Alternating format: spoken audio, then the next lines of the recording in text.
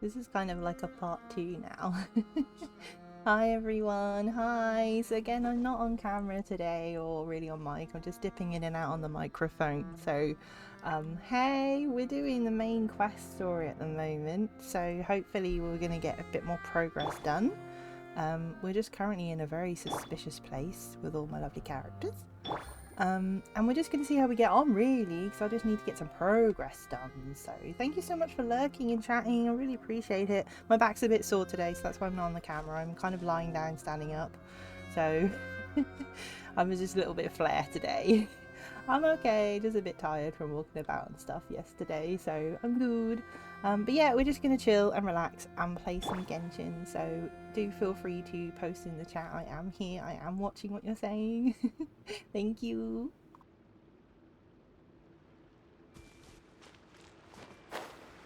Oh no, it's a dead end! Let's try climbing over from the side.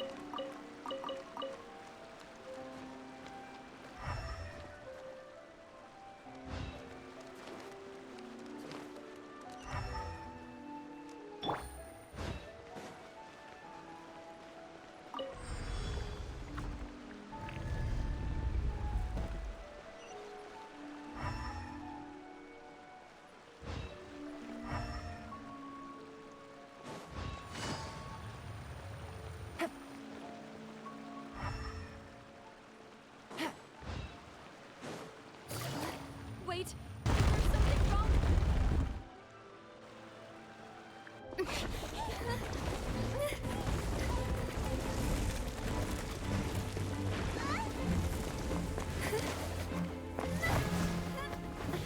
Oh no.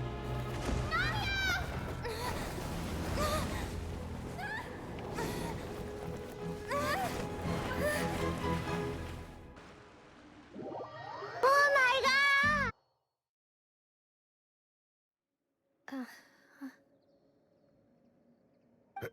Demoiselle? Huh? Demoiselle, what are you doing here by yourself? Would you be standing here till dark if I hadn't come to get you? Maybe she just wants some time to herself, Maloose. Oh, was I sleeping? Yes, it would appear so. I must be tired. That's quite possible. However, you were the one that suggested we go out for a walk. Oh, right. I nearly forgot. It must have slipped my mind when I dozed off. I haven't had a nap today yet. Have I? This is a familiar feeling, yet something's a little strange. Is something the matter, Demoiselle? Oh, no. No, I'm fine. I was just trying to recall why we came out for a walk.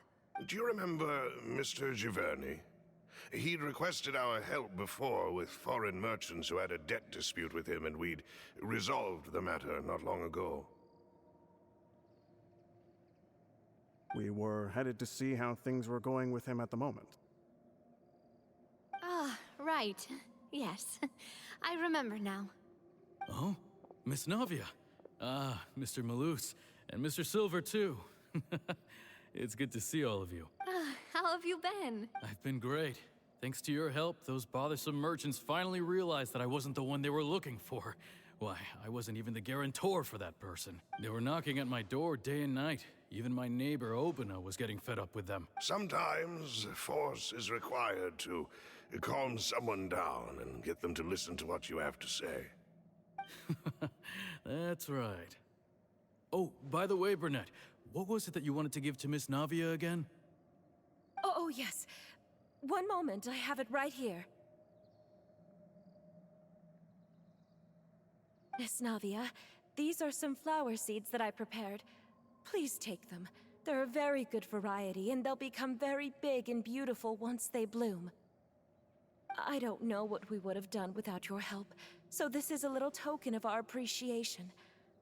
I hope you won't refuse. Ah, did you cultivate them yourself? Thank you so much.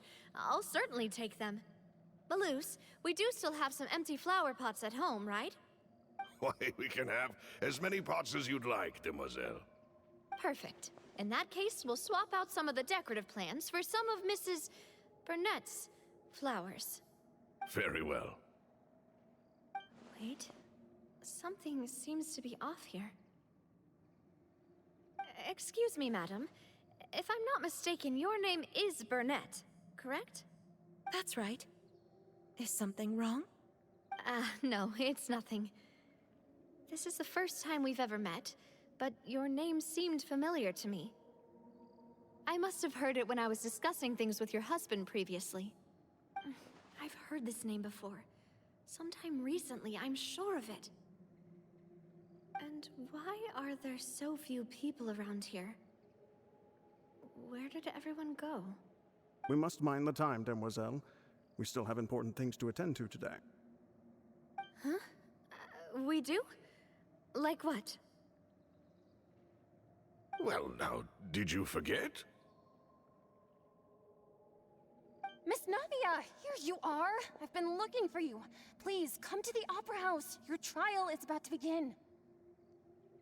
My trial? Wait, why would I need to go to the Opera House?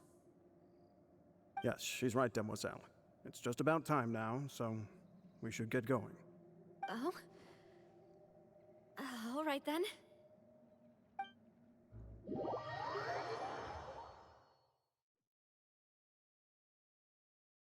Look, it's Navia! She's here! And her two attendants are with her! Goodness, everyone's finally here. There sure are a lot of people here to see the trial. And they all seem to be oddly excited about something. I even know some of these people. Karina, Desiree, Joyville, Jolien, Essen. Why are so many people here? And why do I have no recollection of this case? And as for the judge... huh? Where's Monsieur Neuvillette? Please sit in the defendant's seat. Don't worry, Silver and I shall accompany you. All right. But are you sure you can stand behind me? Typically, it wouldn't be allowed, but today is an exception.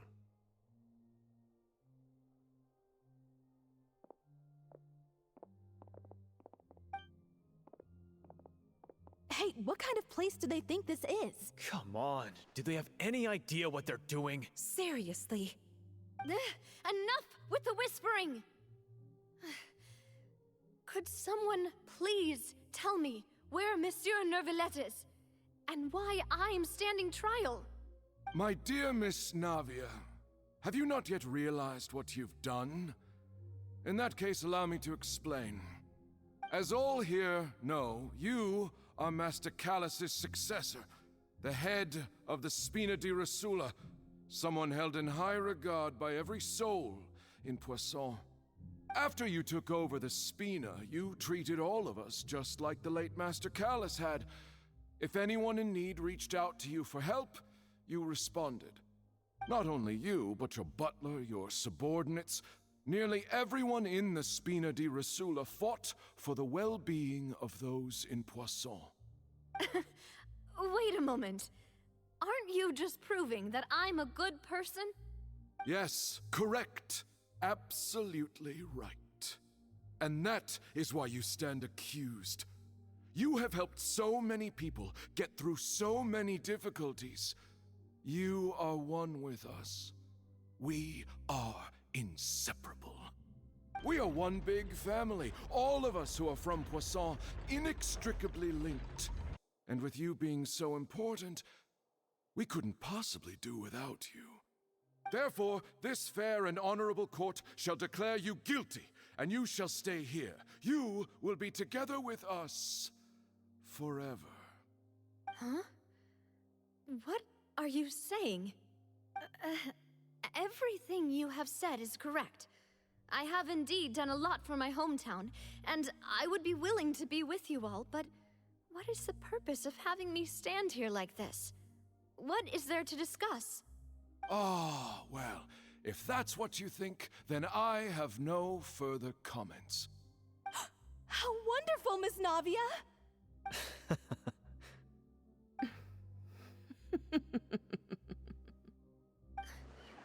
I know all these people. Why are they laughing? I seem to remember now. Yes, I get it. This trial is... Wait just a moment. This isn't right! Malus? What was that, Mr. Malus? Our conclusion is very clear and unanimous. Let the court judge her now. She's guilty! Stay here, Navia! You're one of us! Demoiselle, don't admit guilt. This trial means to keep you here forever. I wish to exercise my right to defend Our Lady. Mr. Joinville, you only know of Navia's goodness, but nothing of her utterly independent mind. She was born a free and independent spirit. She has never been tied down by anything. Indeed, even the death of Master Callus couldn't stop her. Her actions cannot serve as proof that she identifies herself as part of any group. She merely acted as an individual, extending her hand to help others. Please do not mistake her actions as being otherwise. Really? As an individual, you say? Don't forget, we are all Fontanians here. This is the nation of justice, the nation of Hydro. Even if Miss Navia only voluntarily rendered her assistance, that doesn't change the fact that her beautiful soul must return to everyone. Water accepts all, blends with all. It will surely accept her kindness. Everything is measured here in the nation of Hydro, and in the end, everyone shall meld together. Thus, when a unanimous opinion emerges, that opinion represents justice. Now I speak for everyone. Our opinion is consistent. Navia should stay. We and Navia are one. And you would call this justice? Preposterous. You are merely jealous that Demoiselle still has a chance to exist as an individual. Have you forgotten how much you all once longed to become individuals, to become independent? Do you mean to defy our justice? If your justice is flawed, then why should we acknowledge it? As you said, we can also have our own justice. Silver and I shall defend Demoiselle. And that is how we will enforce justice.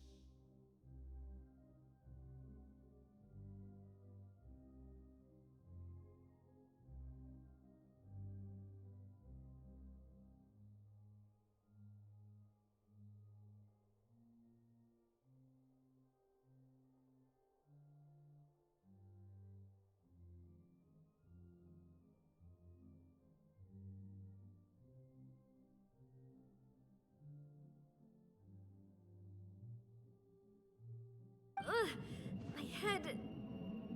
It hurts. Demoiselle! Silver, it hurts. My head is spinning. All I can see is stars swirling in front of me. I remember now. Everything that seemed odd from the very beginning.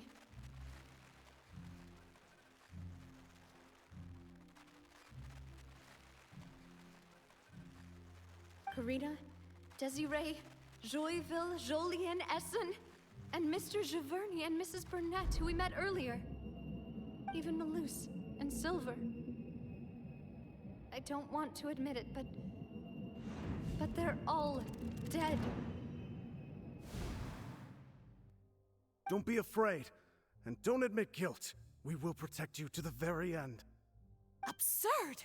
Who are you to say that she cannot be judged? We are the majority, and in the nation of trials, the majority is absolute justice. We are the will of all. Don't let them escape! We shall keep Navia here with us! Mr. Malus and Mr. Silver, must you be so stubborn? How could the two of you possibly hope to stand against the collective? Do not resist. This judgment is fair and just. Navia belongs to us. After all that happened, she should not be left alone in Poisson. What are you saying? No more excuses! He says we're jealous. Jealous? How could she possibly be an independent individual? What's with these people? Who's jealous of her? She belongs to us! Miss Navia, she... Silence. That's...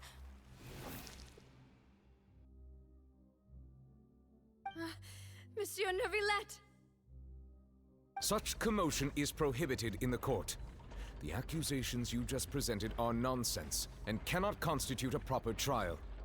The court will adjourn for the rest of the day. In this, I shall hear no objections from any unauthorized party. Our thanks, Monsieur Neuvillette.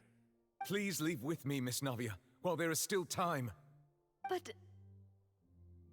Go on now, demoiselle. This is your only chance to leave this place. What, can't bear to leave us behind or something? Malus. My apologies. I couldn't resist making one little joke once I realized that this shall be our last goodbye. Malus... Silver... Quickly, you must come now. Goodbye, demoiselle. Farewell.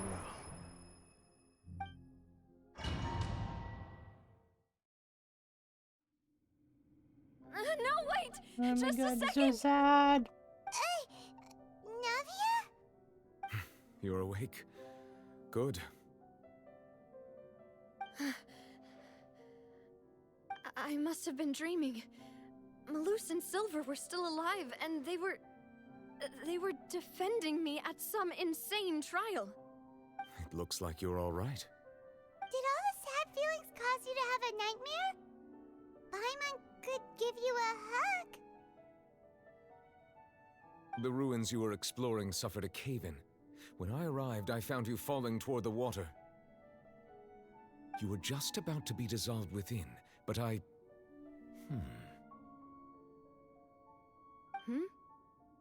What is it?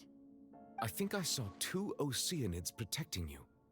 It was only for a moment, perhaps even a fraction of a second, but they gave me the chance to retrieve you. Were it not for their intervention, I would not have been able to rescue you before your consciousness dissipated. Wait, did you say Oceanids? You mean like what happened with Vache?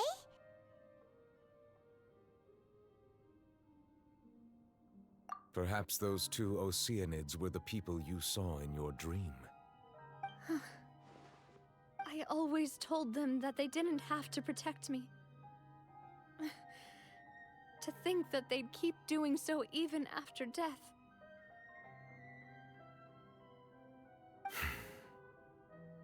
Please come with me.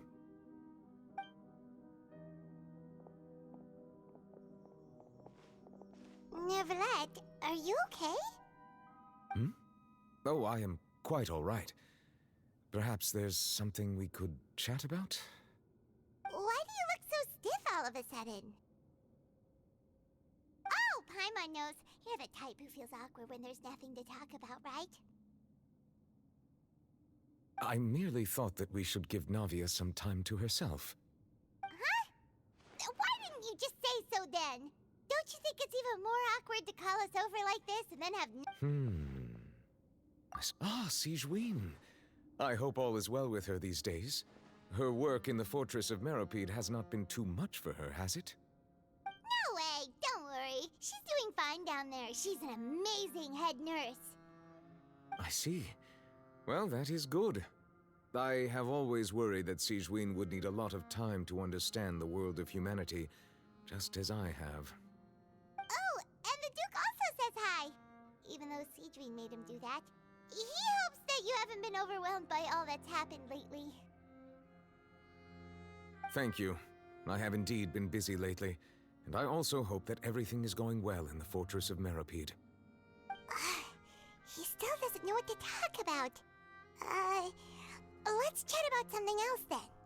So, Neverlet, you're probably quite the swimmer, huh? Mm-hmm. Yes, of course. This isn't going anywhere. Let's try something else. How did you find these ruins? Did the knave tell you? Yes, in fact. I had arranged to meet you in Poisson, but when I arrived, I discovered that the Fatui were helping the residents evacuate. They had even transported a large quantity of supplies to the area. Amid my astonishment, I ran into the knave, and we had a chat. She informed me that she had asked you to investigate the ancient ruins here. Yeah, we originally planned to meet up with you, but we thought you might still be busy with all those official documents. We didn't think exploring the ruins would take very long, and who would have thought you'd wrap things up so quickly?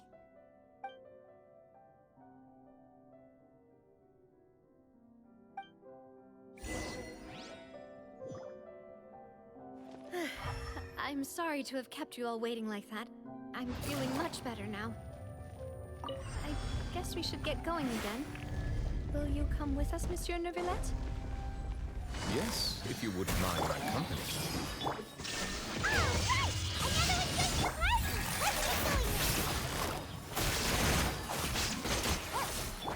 Dada Kundala.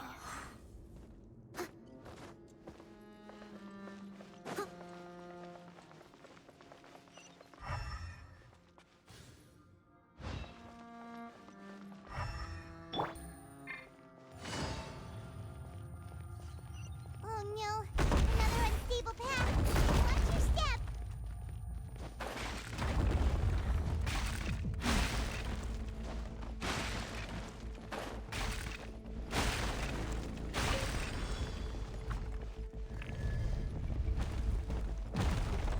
Watch out! There are rocks falling over here!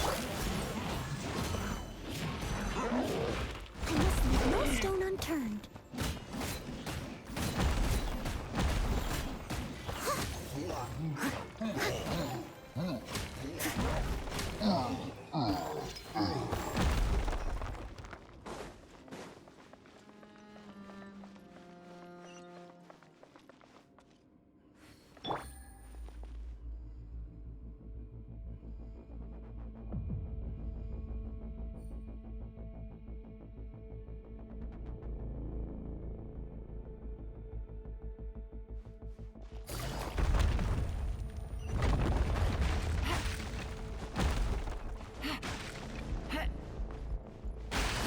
Almost at the top.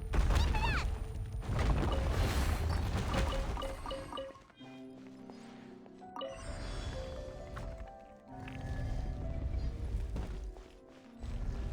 Yeah, you can. Gotcha. Quietly. Hey!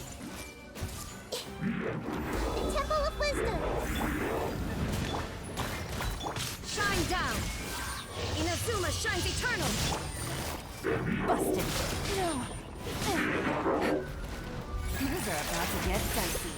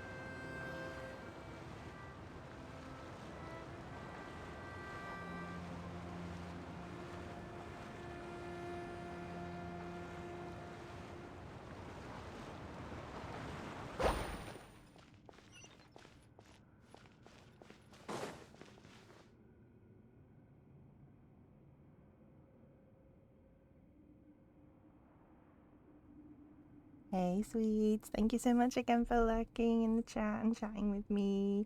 Just a reminder, I'm not on the camera today. I'm just chilling, I'm lying back and just doing some Genshin stories. So thank you so much. I really appreciate it. I hope you're all having a lovely Saturday.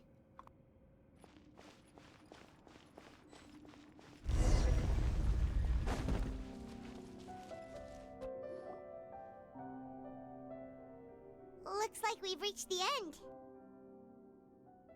This is the place. There should not be any other hidden spaces in the vicinity. The path sure had some twists and turns, but it turns out that this place isn't actually that big.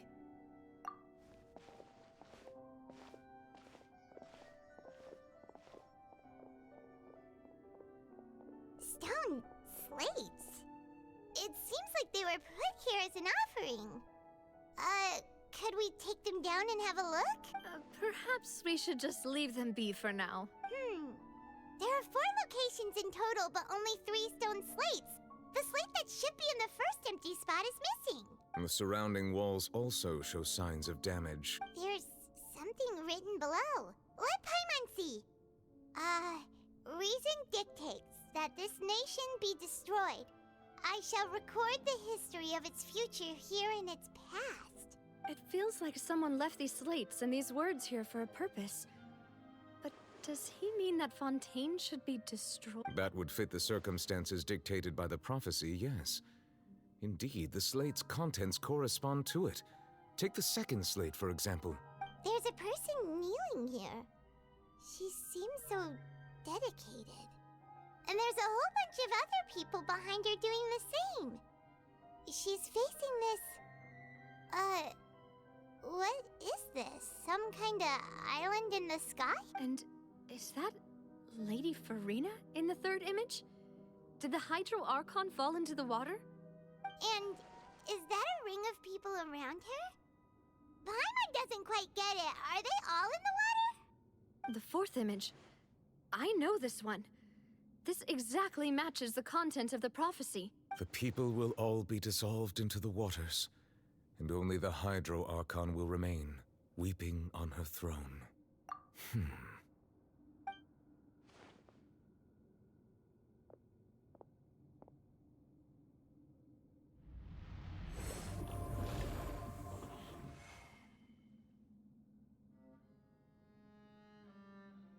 More information should be hidden in these slates, but I fear I cannot easily uncover it, most likely due to us missing the first slate. I am very sorry. Don't blame yourself, Monsieur Neuvillette. Deciphering ancient stone slates isn't one of your duties. Ooh, Paimon's getting the chills just looking at these slates. This says that it's the history of the future, right? That means the prophecy's sure to come true. I really hope it doesn't mean that. Still, Paimon feels like these images are kind of weird when you look at them together.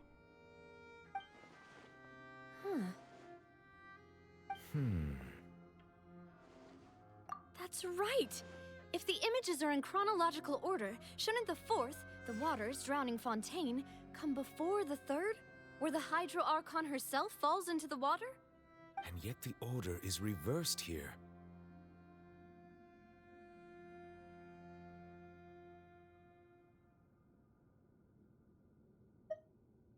If we go by timing, Lady Furina only emerges in the third image. That means that the person in the second image might be the previous Hydro Archon. Egeria, then. I had never met her, but her appearance here does match the records. The previous Archon kneeling before the floating island in the skies, as if confessing a sin.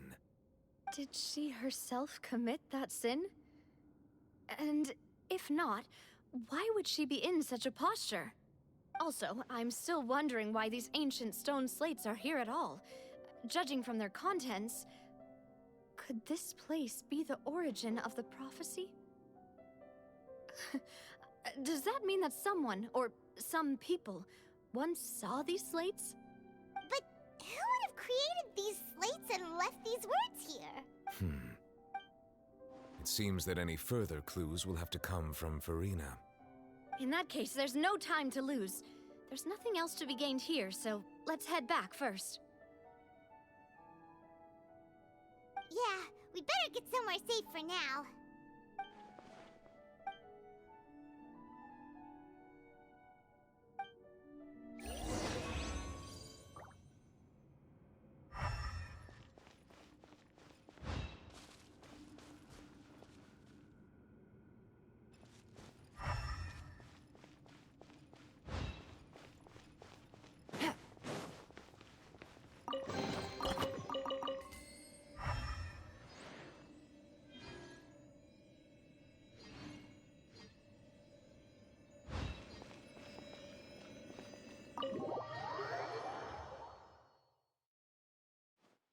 Let's split up here.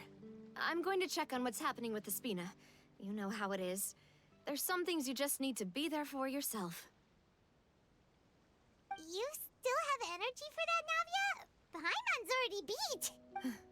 Just head back to the Fluvsandre and have a rest then. Thanks for keeping me company all this time. I'll depart as well. Thanks for your hard work today. Rest well, everyone. Traveler, I will go talk to Furina tomorrow morning to ask about the stone slates. I'm sure that you're concerned about this matter as well. If you have time, drop by my office. I will share the results of our discussion with you. Are you really gonna talk to her about this directly? Will that be a problem? Paimon's getting a little scared now that it's come to this. She has long been harboring secrets and will not give them up easily, which makes it all the more my duty to ensure that she understands the present situation. Alright, we'll leave it in your hands then. You're probably the best person to talk to her anyway. I will be carefully considering my words tonight. Traveler, Paimon, our safe house at the Fluvsandre is always open to you as ever, so please don't think you're an imposition. All right, I'll be on my way then.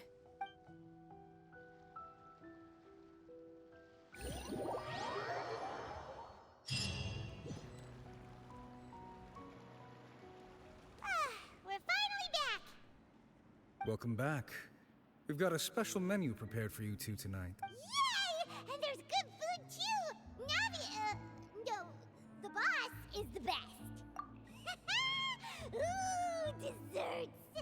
Nice, these are all Paimon's! Paimon's already starting to forget what happened today.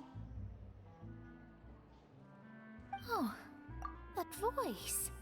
Is that who I think it is? It's Mona! Hi. I just had to go, it's Mona! I do actually have Mona, I just never used her. It's Mona! What on earth is she doing here? Huh? It's you two. What are you doing in Fontaine?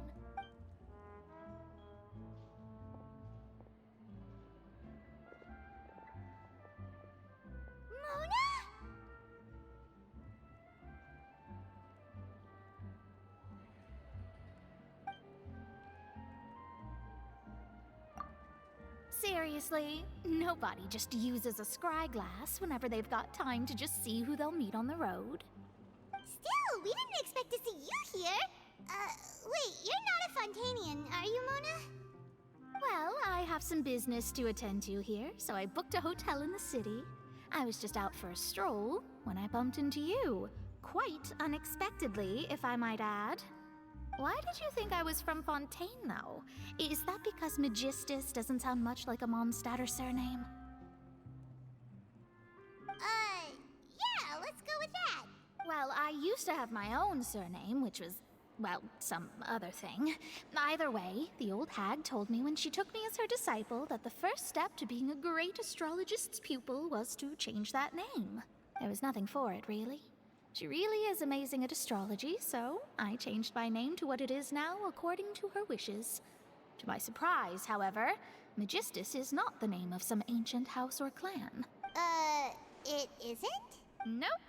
Although it is used by us in place of surnames, it generally just means great. Wow! Imagine including a boast in your name. Wait, are you gonna have to put that into your genealogy as well?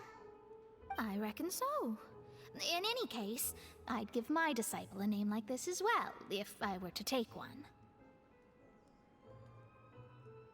Astromancer Barbeloth Trismegistus. Whoa, that's a long one. Does it also mean great or something? My name means Mona the Great Astrologist. As for the old hag, hers is, in plain speech, the thrice-as-great Scholar of the Stars.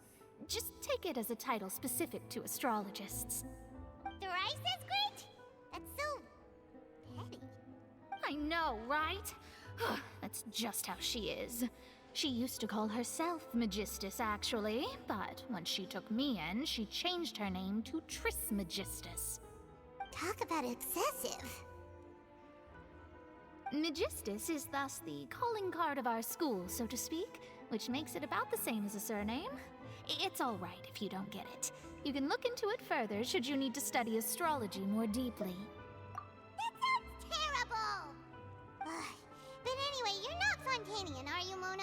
You're from Mondstadt, right? Well, I was born in Mondstadt, yes.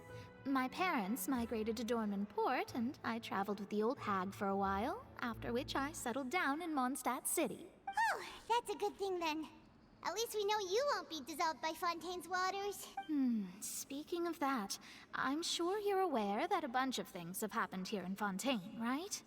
I know you're not a local, but I'd avoid getting too close to any water that looks strange all the same. There's something ominous about it. Well, the water, I mean. That was the main reason, yes. Just a while back, the Steambird invited me to take part in a panel and speak about the circulation of the prophecy as an astrologist. The invitation was sent quite early on. I don't think anyone expected Fontaine to be in this much trouble. What do you make of that prophecy, Mona? Just tell us what you think as an astrologist.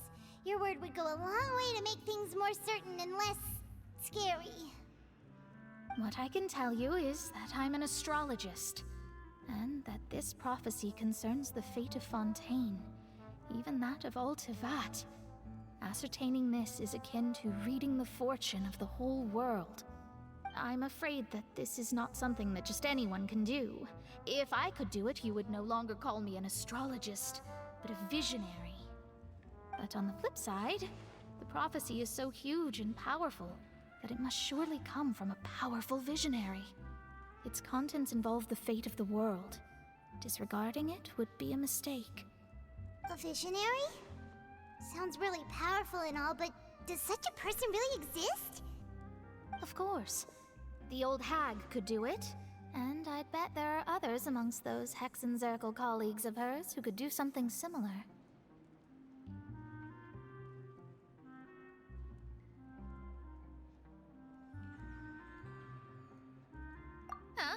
Huh? Are you sure? All right, I'll help you. It isn't often that I see you with such a serious look on your face. I'll tell you once I hear back from her. Thanks, Mona! You're amazing as always! Oh, well, this is something only I can do after all. So yes, your praises are quite welcome. That's the greatest of astrologists for you! Of all the people we know, you know the star's the best! Indeed. That's the spirit. Oh, sorry. I came to see what all the commotion was about. If there's anything you need, do not hesitate to inform the Spina di Rosula. Oh, whoops. Guess we were getting a little too carried away there. Well, I'll go tend to my own business now. If I receive any news, I'll be sure to come find you two again. And there she goes, quick as rushing water. And here we are with the Spina guy giving us suspicious looks. Right, but we were able to recruit Mona's help, didn't we? Our Fontanian friends will thank us someday.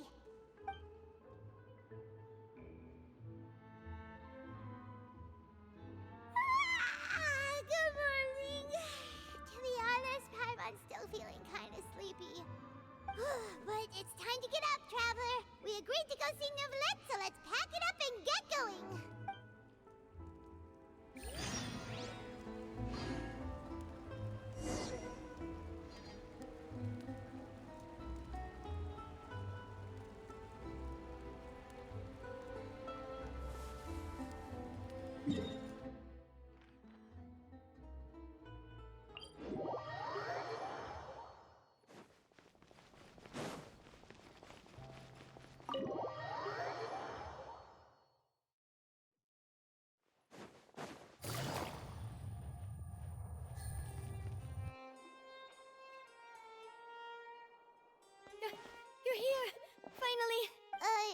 something wrong?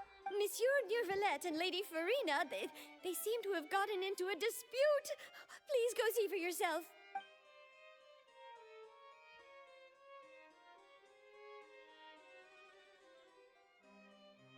Like I said, I've already explained everything. And yet the problem has not been properly solved. There is little space for excuses between us. It is not my intention to offend you, but please, tell me where you stand. You are the Hydro Archon Focalor, are you not? Look at this. This is a list of the victims from the recent Poisson incident.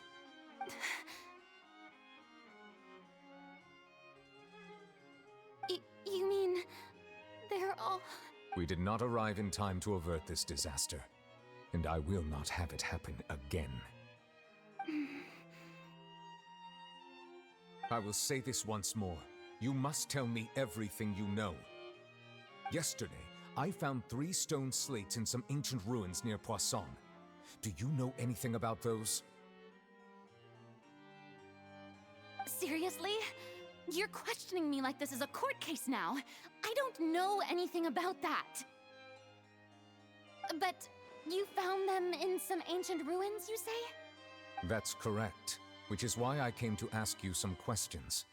There should have been 4 slates, but one of them was missing. The other 3 feature different images that seem to correlate to the prophecy. The prophecy? The second of these slates depicts the previous Hydro Archon Egeria kneeling before a floating island in the sky, as if confessing something. Do you know nothing of this either? I don't. I've never seen such slates. I'll ask you again. Do you really have no information regarding the previous Archon? My deciphering of the slates indicates that the Hydro Archon Egeria once had to confess to, or apologize for, a certain sin. If anyone would know about it, it should be you. All gods don't have the same secrets, you know. She was herself and I'm me. Is it really so strange that I know nothing? I understand your concerns, but I'm sorry. I just don't have anything to tell you. Forgive me for saying this now, Lady Furina, but I have long known of your various secret investigations into certain matters. There are several indications that you have been investigating the prophecy on the sly. This is not strange in itself, considering that you are the Hydro Archon. But it is strange that you should also claim to not know any of Egeria's secrets, as well as do nothing following your inquiries. You have never been as superficial as you have presented yourself to be, nor are you a fool. And yet, your behavior is very inconsistent.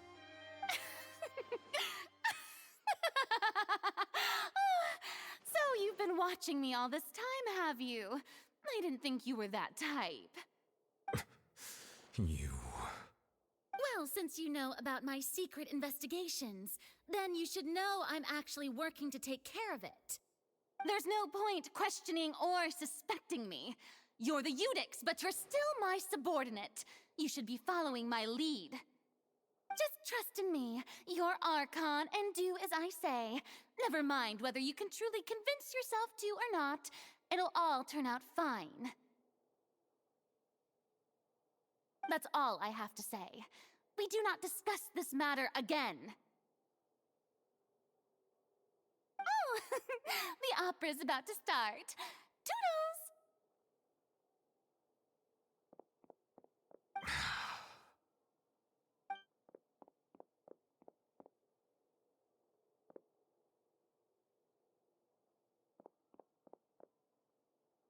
Did Furina not notice us standing by the door? Wonder what's up with her. She was smart. I assume you've been outside for a while now? Oh, you noticed. Seems Furina didn't even realize we were here. She knows something, guys. Just popping in on the mic again. Furina totally knows something and she just won't share it. And I was like, God, just share the thing. I find her intriguing, you know, I really do. But you remember about Nahida, she didn't know anything because she was like completely unaware from being severed from the previous Archon. So you can kind of understand if she's saying, no, I don't know nothing, we're completely different, then you can kind of see her point, but it just doesn't seem right, does it? It doesn't sit right. So let's see what happens. She was in a great panic, though I cannot discern the reason. Our discussion reached impasses time and again, a state of affairs that we cannot allow to continue. Still, I do not understand. Dialogue is the basis for understanding, so why did she keep refusing to engage? Everyone in her inner circle has noticed that she is hiding some secret. The issue is her attitude. I fear that she will not reveal anything unless absolutely forced to. We may have to create a situation in which she will have no choice but to speak. Oh? Like what? Normally, people will only reveal the truth when standing trial. Perhaps we must have the Hydro Archon experience just such a scenario. But Furina's seen so many trials, and she's really good at dodging questions. How do we make sure that she won't just slip away at the first chance she gets? We will need to consider this thoroughly, join forces with various parties, and then do what we can. If at all possible, I would prefer to recuse myself from this affair, but we must prevent the prophecy from coming to pass. This may be cruel to her, but all Fontaine is in crisis. The information a god possesses is too precious, and so we must take a chance on this.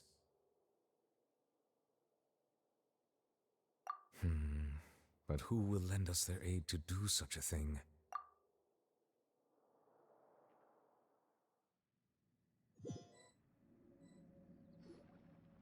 Well, that's everyone, huh? Speaking of which, it was pretty smart of you to think of hiding here. Poisson was just involved in a disaster, so it's presently devoid of people. That naturally makes it the best choice. And here you are drinking tea like it's the most natural thing in the world, huh? That's what families should do. Sit and enjoy a leisurely time together. It's nice to enjoy tea here, you know? Care for a cup?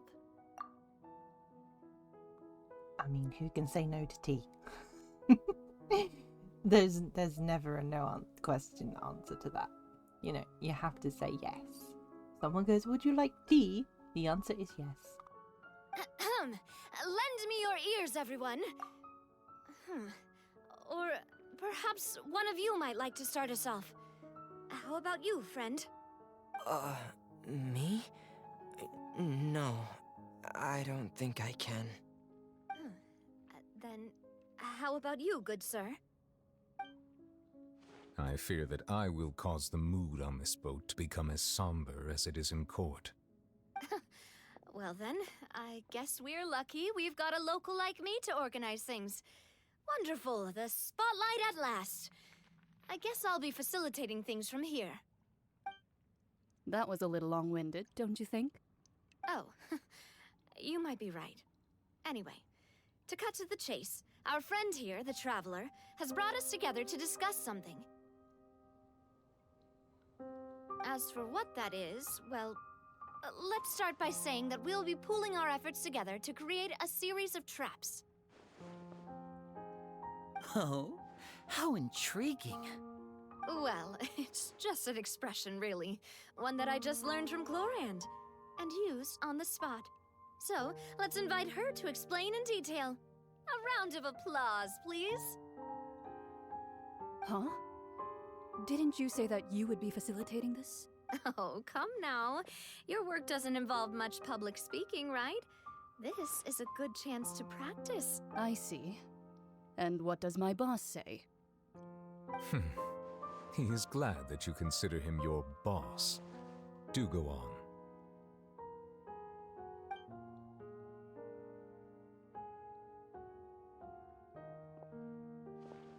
In that case, do any of you have experience hunting? Not that I recall. Fremine and I once used a wooden stick in a basket to catch wild rabbits when we were younger. As for Lynette, oh, right. You were sick that day, weren't you? I've also gone diving to catch some fish before. Does that count? I'm afraid not. You may or may not have heard, but Fontaine once played host to a group known as the Marechaussee Hunters. Though that was their name, they did not hunt animals, but rather various monsters left behind by the ancient dynasty of King Remus. Today, Fontaine's monster population has already thinned greatly, so the hunters have blended back into society, taking up arms in other lines of work. They even left a unique methodology of hunting in their wake. A trap comprises of the following components: bait, a trigger, and a containment device. Sometimes a lethal implement will also be necessary to deal with the prey. So, if we were to build a trap together, right now, what would you choose to build it with? For me, I would prefer something basket-shaped. Pigeons and rabbits will see the bait and naturally enter the snare.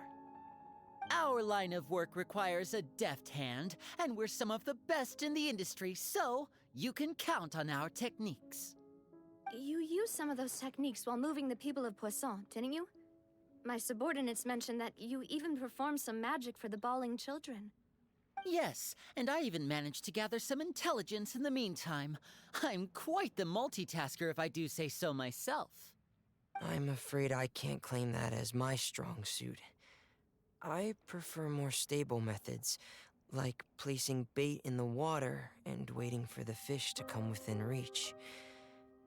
That's the kind of method I would count on. Calm and steady. Exactly the kind of person who would catch loads of fish. And I can be their assistant. With discretion, I'm sure. I'd probably use some sort of mechanical animal. Papa once bought me some small clockwork squirrels, mice, and such. When placed in the forest, they can attract others of their kind. I remember that you liked those too, didn't you? I did. And that would be a good way to go about it. If they're realistic enough, animals of the same kind will follow them all the way to the trap. What about you, Monsieur Neuvillette? I fear I do not have any related experience. That makes sense. You usually solve problems directly, without the use of any such tricks. But I do have one more question for you, Monsieur. If we were to create a trap now, how would you design it? I would like for it to be effective, but bring no harm to the prey. A more gentle trap would be ideal. Kind, as always. However, our intention doesn't necessarily change the containment device and the type of implement we need. If we wanted to kill the prey in one strike, we would need a powerful implement. However, that also goes for prey that must be captured and safely contained. Wait, why's that? Only a hunter who's a true expert at subduing their prey can snare it without harming it. The line that divides life and death is often exceedingly thin. So are we going hunting together? We hadn't thought of seeing ourselves as hunters. It kinda works, but maybe it's still not the best metaphor. If our means of capturing and dealing with our prey is to put them on trial, then the hunting metaphor is actually quite accurate. But we shall require much more courage than any hunter to judge a god, a being whose seat is an exalted throne. Oh, so that's what's going on. Sounds very interesting.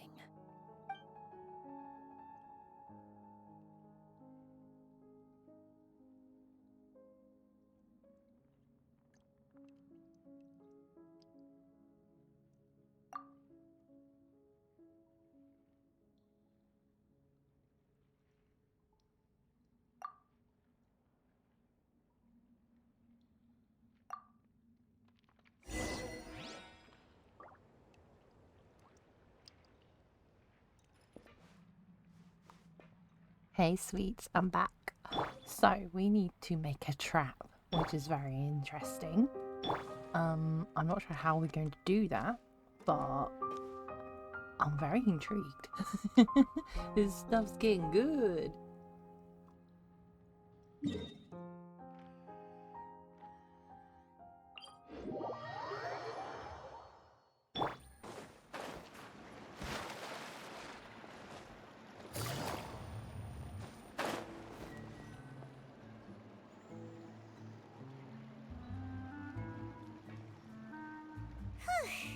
It's been a tough few days, hasn't it?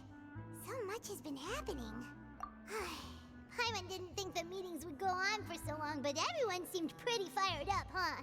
Paimon thought they'd be at least a little frightened. Well, Fremine was, now that Paimon thinks about it, but everyone else just looked a little surprised. Well, it's hard to say. Paimon doesn't have any experience with this sort of thing. But with you around, Paimon sure will do great. After all, you're the most reliable person in the world, aren't you? Did you just pour some tea? Paimon didn't notice you doing that at all. Tea. Then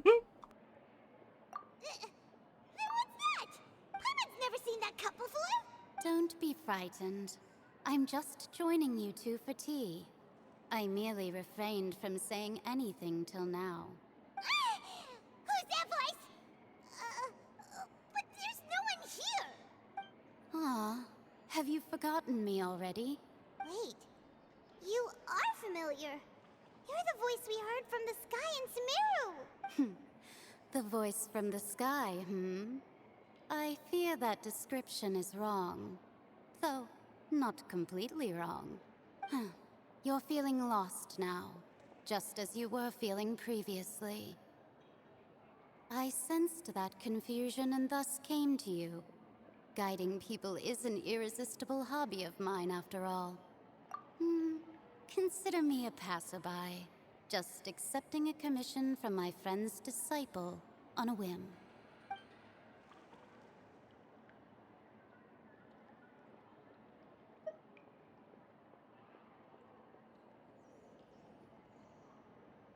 The prophecy.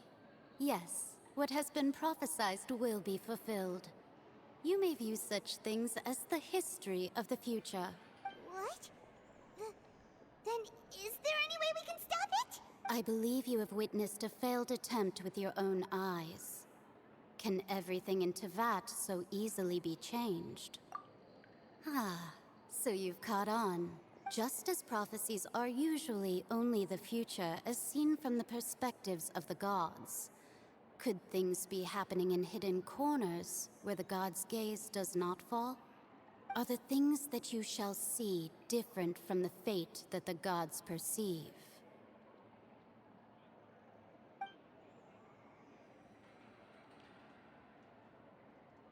What is she talking about?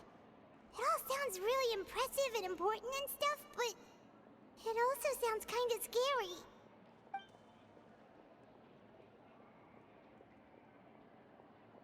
I believe that you understand, right? Some things are insignificant, but others you must reach out to change. Ultimately, fate shall serve as your only guide, no matter what will happen in Tevat's future. All you need to do is to play your part. This was good tea, by the way. Thank you for your hospitality. Well, that'll be all for today. The voice. It's gone.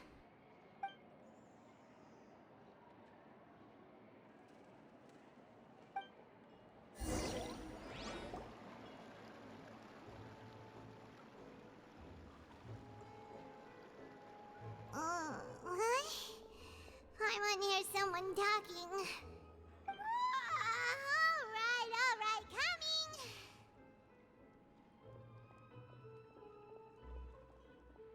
Hey, it's you who's getting lazy, okay? Well, I see I've walked in on some lively banter. Luna! Fine, just fine. I went to take part in that Steambird panel. It turned out to be more interesting than I expected. Not all Fontanians are pessimistic about this. One journalist mentioned that sitting around and waiting for the end to come would be wrong, and that they should make their own rescue preparations. I agreed, so we had a brief chat with her. Did she have pink hair by any chance? Why, yes, it was Charlotte. I assume you've heard of her, no? That daredevil journalist? I'm in full support of her view. Prophecies are very important, but how can people allow their lives to be commandeered by just a few words? That's right! Paimon's glad to hear something sensible for once. Ah, yes. About what we had discussed before. I did try, but I'm afraid I couldn't reach the old hag. I'll try again tonight, but I wouldn't get your hopes up. Huh?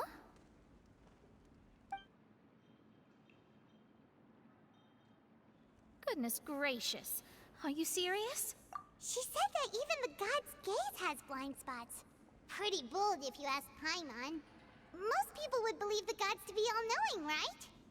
The Hexen Circle members are certainly anything but ordinary. As for the mage named N, the old hag has mentioned her a few times. She said that N's sense of direction is incredible, and that she loves guiding those who are lost. But I've never met her, and if she were still alive, she'd be... well, suffice it to say that the hag's at least a few hundred now, and N's been around for longer than that. Whoa. The Hexen Circle sounds like a scary group. But they must really stay in shape to live so long. Their abilities alone are pretty terrifying. If she came to see you personally, then the problem you're facing must truly be of great importance. Well, it's not like Paimon could understand anything she said. Yes, she was quite cryptic, but I suspect she means that there is still a way to turn things around.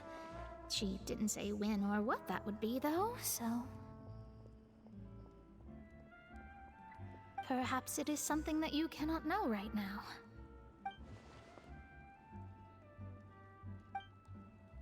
Traveler, Paimon, are you two all right? Oh, we're fine. We're just a little down right now. It kind of feels like the end is coming, you know? I see. I feel that same sense of desperation, too. I guess you could consider me someone who has often witnessed fate. So far as I have seen, it cannot be swayed. But even so, I still hope for, and believe in, miracles. Astrology is eternal and rational, but fate may not be. It is cruel, but it can also be beautiful. Perhaps that's what N was trying to tell you. Not to lose heart, and to believe that what you are seeing playing out before you is not yet set in stone. I did originally think of steering clear of all this, but I couldn't. Even if this is all futile, I still wish to help everyone. If we don't struggle to the last, then how can we face the end when it comes? Huh. You do have a point. There I go, talking about astrological principles again. Sorry about that. The moment I start talking about work-related stuff... I need to get going. It was worth trying to comfort you, even if only a little. I believe that you'll help those who are struggling in the same way I did. I suppose that might be why we always seem to meet by coincidence. Paimon feels kinda moved by what Mona said. But also kinda sad, too. Hey, Traveler. Paimon suddenly feels like going outside for a walk. Let's go. Let's walk around the city, shall we? There's a few spots we always like to walk by.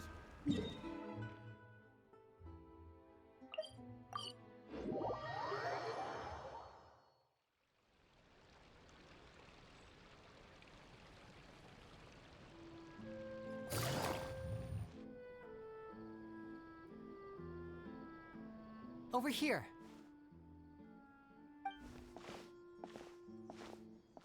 Lynette's not joining us today? I've had her follow Gemma and see if we can make any inroads with her. They should be at a cafe right now. Still, I don't think that Gemma's likely to open up to us. Today, we'll be looking into a guy named Lorenzo, Caesar's former pupil and assistant.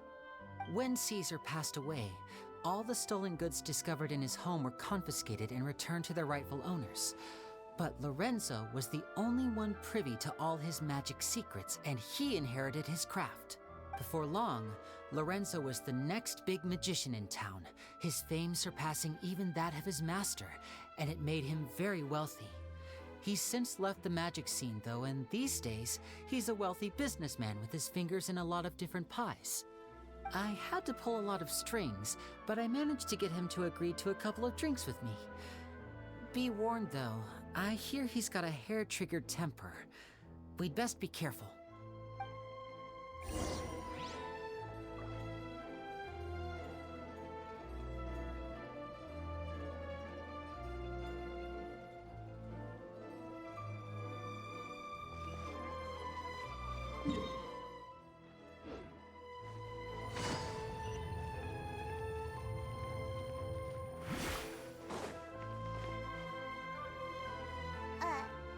Huh?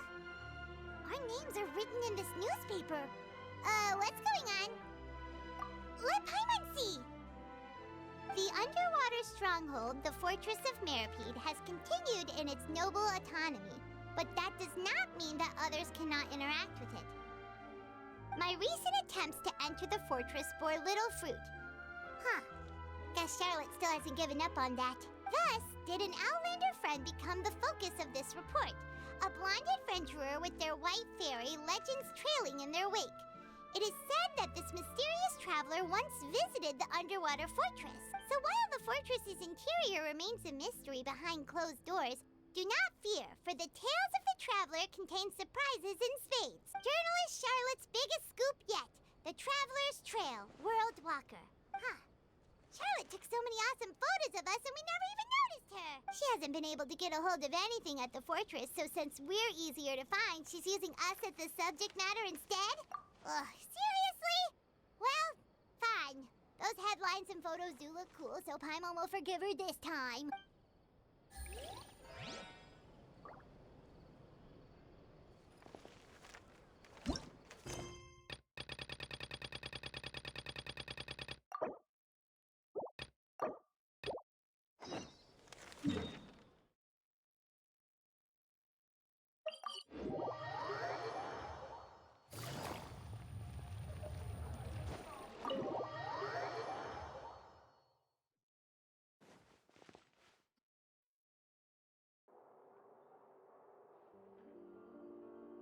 You neglected to mention that you were bringing 2 other people with you.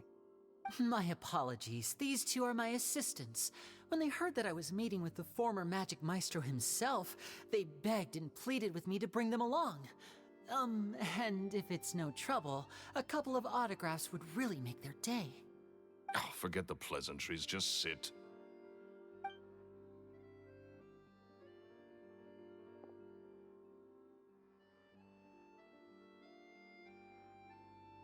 Get a load of this guy.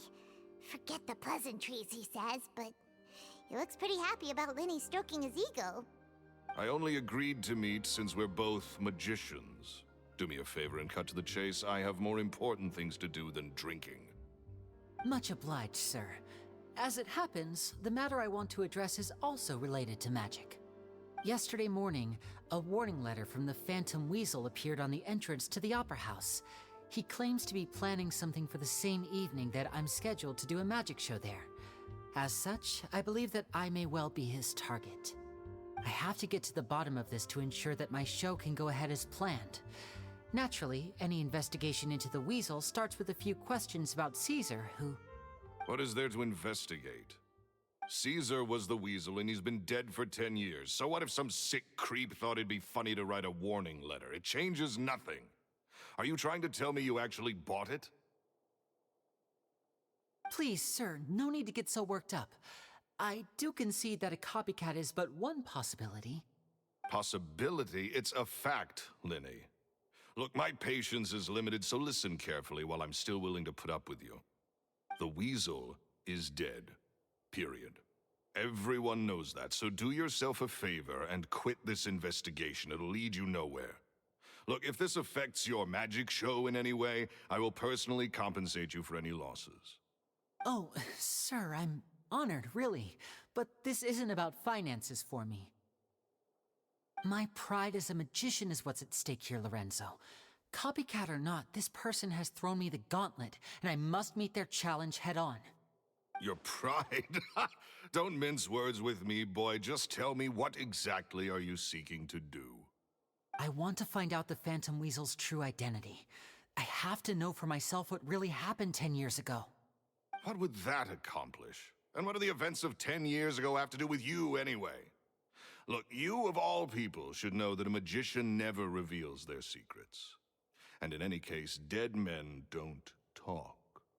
So if you really care about your magician's pride, then you'll forget about Caesar and move on. Uh-oh. This is getting awkward. Lorenzo? Is that? Oh, it is you! I know that big, booming voice anywhere. What's up, my man? Wanna grab a drink with me? Another day, I'm busy. Oh, come on! You can't be all business all the time. You know what they say? Live fast, die young. You gotta learn how to kick back and relax once in a while. If I wanted your life advice, I'd ask for it. Now get out of my face and go be drunk somewhere else. Sorry, my good sir. I don't believe I've had the pleasure. Oh, hey! Edmondo. He and I are business pals. We worked together a bunch of times. This is your first time meeting him?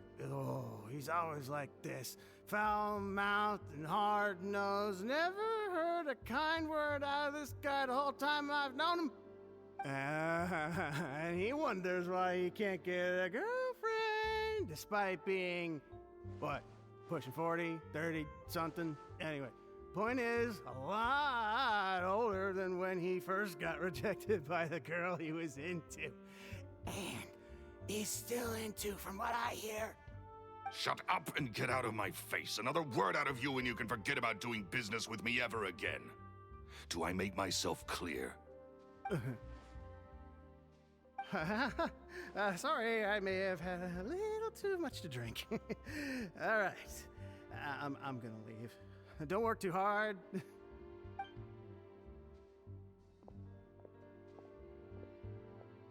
I think it's high time I made a move as well.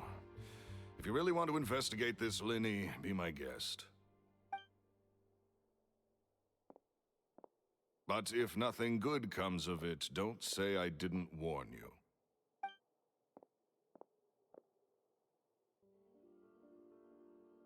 Well, that fell to pieces in a rather spectacular fashion. Any thoughts? Totally. And what was all that about compensating you for your losses? Why would someone you just met make an offer like that? He's gotta be hiding something. And not like Gemma. She was a little suspicious, but this guy's definitely covering something up. I think so too. We need to look into Lorenzo more closely. That guy Edmondo seems to know a thing or two about him. He only just left. Let's see if we can catch up with him.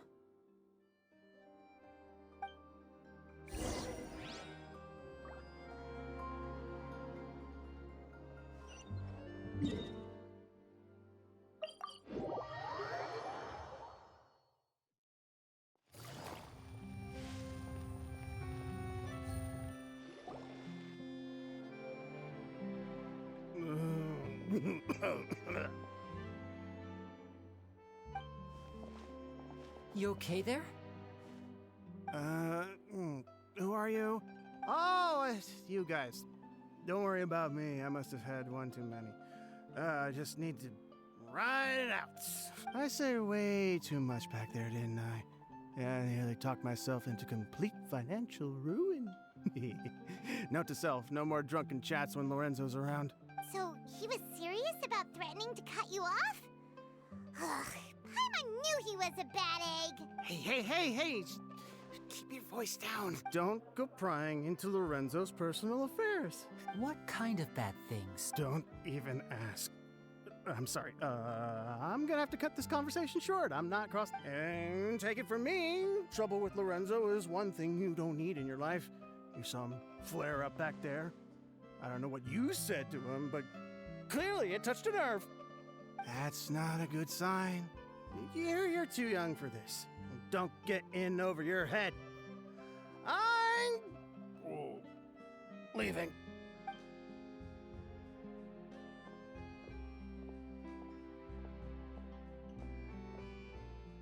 And there he goes. What do we do now, Lenny? Shh! I think we're being watched. Don't say anything and don't look back. Any altercation in the city will attract the guards.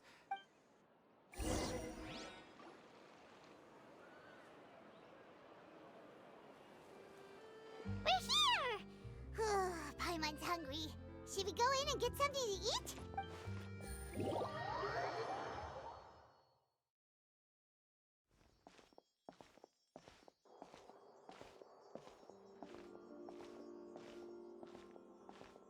Hey, quick! Look! That's the limited edition only 16 slices a day cake! It was so delicious the last time we tried it! Despite the tense situation we were in, let's give it another go. Paimon's sure it'll... One slice of cake, please. Someone showed up after... Oh, wait, you're the one from the Palais Mermonia. Oh, are you here to buy cake too? It seems Monsieur Nervalette was right. You really can eat. Wait, did he really say something like that? That's right. Even he has his own preferences when it comes to food. As for me, I love the cake and coffee here. Do you come here often? Usually every day. Every day? It's part of my daily schedule, apart from work. I shall have my cake and coffee. Then what if someone told you one day that this place would be closing soon, and you wouldn't get to eat cake here anymore? What would you think? But why would it close? Well, Paimon doesn't know either, but maybe the waters will rise tomorrow. You know, like in the prophecy. Oh, the prophecy. To be honest, I haven't paid much attention to that. No, still, even if there'd be no more cake tomorrow, that wouldn't keep me from having some today. No, it's the same for eating in general. You might not be able to eat tomorrow, but if you can do so today, then you should carry on. That's what people call living, you know. Huh. Don't be sad. Excuse me, could I have 2 more slices of cake to go? These 2 slices are for you. Sijuin said that this kind of expression you're making is what humans call being sad. Oh, you know Sijuin? I sure do. She was born before me, and she sometimes comes to the surface to teach us things about humans. She said that humans are creatures that are saddened easily, yes, and you can only lift their spirits by feeding them delicious food. So please try the cakes here. I've got something else to do, so I'll be going now. You two try to stay in a good mood after eating, all right? Bye.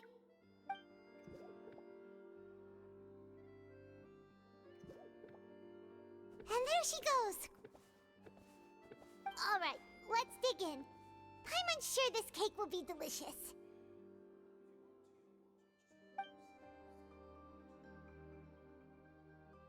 It's more delicious than last time.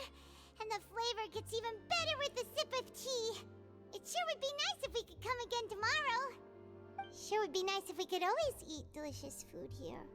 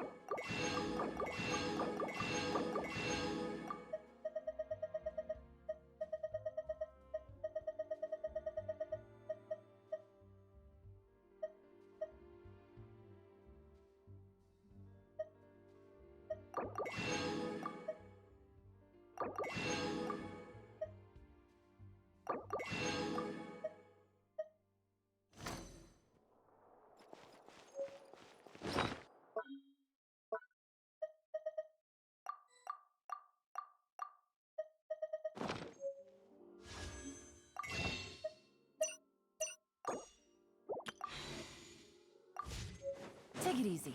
Art is the key. Oh, we're near the Steambird office. Let's go look for Charlotte and have a chat.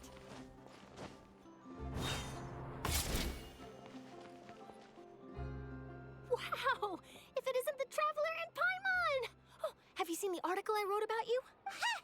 You've got some nerve! You just used us to make some quick mora! Oh, you needn't worry about that. I heard that you were in Poisson some time back, so I sent you a letter to discuss just that. It appears you didn't receive it, though. It's all right, though. I've set aside the amount intended for you. I've even set the table with some food. Really? Oh, you're the... You're almost a little too easy to win over, Paimon. If I were a journalist with ulterior motives, you'd be in trouble now, you know. Oh, Paimon knows you're not like that. Still, what brings you here all of a sudden? Were you looking for me? A friend of ours met you a while back, and when she mentioned it, we thought of coming to see you. Her name's Mona. Ah, so you know Miss Mona as well. She's a guest columnist for our paper. Really good one, too. She's so young and already such a brilliant astrologist. So she mentioned me? What did she say? She said that you're a real daredevil of a journalist. Nice. In which case, can this daredevil journalist dare to request an exclusive interview with the legendary Traveler and Paimon? Huh? So your article in the paper today doesn't count? Oh, of course it doesn't. That was more like live photography. What I'd like to do is dive deeper and ask you to talk about the things you've seen and experienced.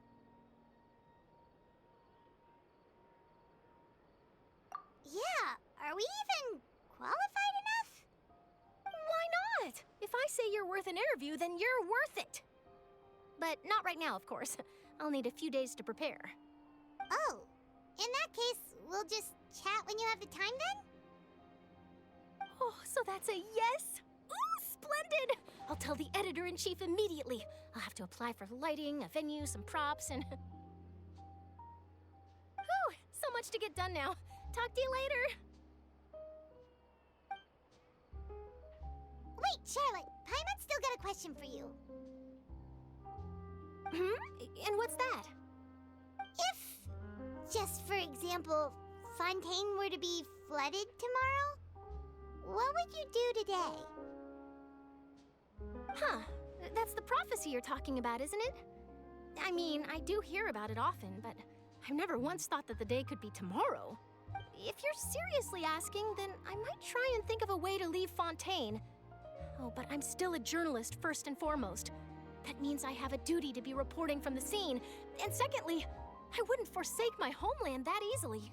From what I've seen, most people don't know what they'd do should the worst come to pass. In truth, it might be better just to behave like normal rather than worry over such an end. So in all likelihood, I'd probably still be prepping at the office for that interview of ours. I know what you're thinking. That sounds a bit sad, but I've always believed that it's best to do what you enjoy. Just think about it. If this nation really were to be suddenly destroyed tomorrow, but I still successfully finish an exclusive interview with a truly unique person, then the story I would wind up writing would truly be timeless. And then do you know what I'd do? Well, I'd write that story, send it for printing, and use messenger pigeons to get copies out to the various nations as soon as possible. I'm not a dreamer, nor am I a workaholic, but I do love my job, and I'd be proud of leaving such an article behind. I guess you could say that I was born to be a journalist. But anyway, that's my answer. And on that note, I'll get back to my preparations. That's so nice. All of a sudden, Paimon actually kinda envies her. Anyway, let's go and take a look at the sea, shall we?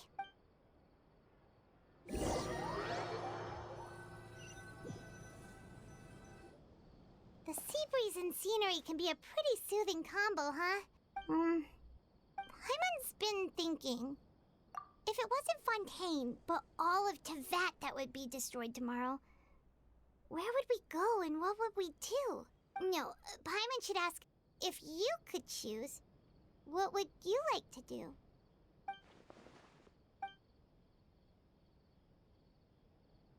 We've always been moving to the next destination, so we haven't spent much time thinking about these kinds of things. We didn't have to either, with us always being on the road and whatnot. You mean, still traveling? Huh. Wait, isn't that what we've always been doing?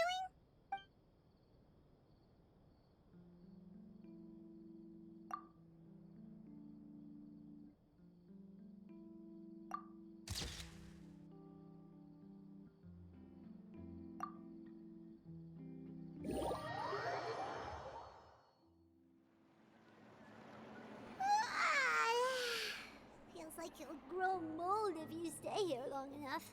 But it's still better than the Fortress of Mirapede, that's for sure. It's not only damp there, but salty too. Ah, so the two of you are still here. Wonderful. Oh, you're from the Palais Mermonia, aren't you? Yes, I'm Isadora. Monsieur Nervillet sent me to look for you two before. I heard that afterward you went to the Fortress of Meropede. Not at all. I'm well aware that you're friends of his. Actually, I'm here to pass along a message from him.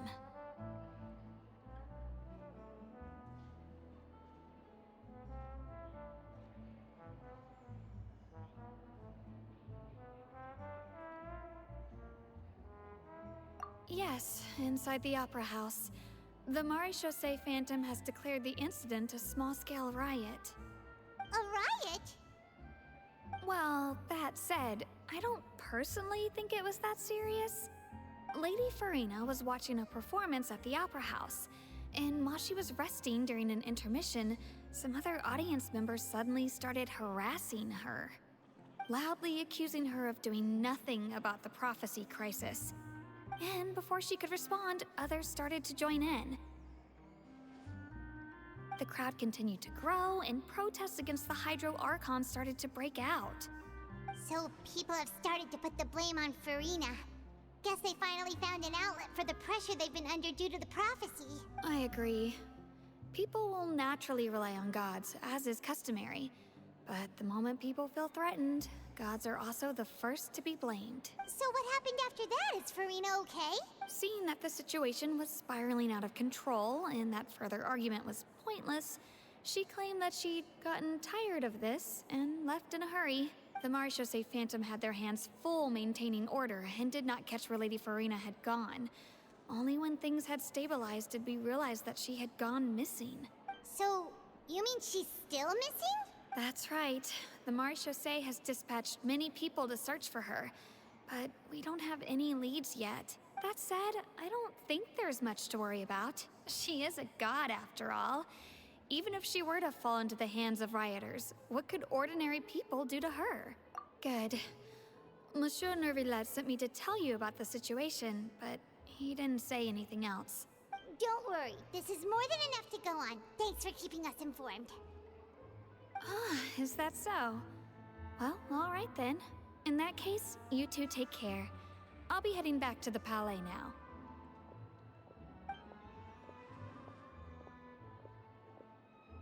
Well, sounds like we should hurry over to Poisson then. If we know Furina, she won't try to fix things in this situation. Instead, she'll look for a place to wait out the heat. And, as we also know, she may be loud and dramatic, but she doesn't have a heart of stone. When Nervillet was talking to her in the Palais Mermonia, and she heard about Poisson, she couldn't hide her sadness and remorse. It would be hard for her to ignore being accused by the public today. Paimon thinks Furina's probably taken the opportunity to slip away to Poisson and try to relieve the sense of guilt that she's feeling. Huh. Well, what do you think? Paimon knows the answer, of course, but Paimon can do the analysis to back it up, too. Cool, huh? In that case, there's not a moment to lose. Poisson, here we come!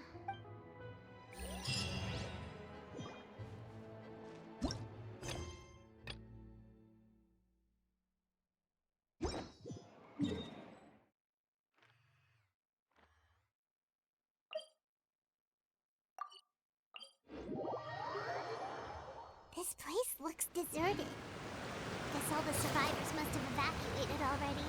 All that's left here are signs of devastation. Could Furina really be here? Let's try to find her as soon as possible.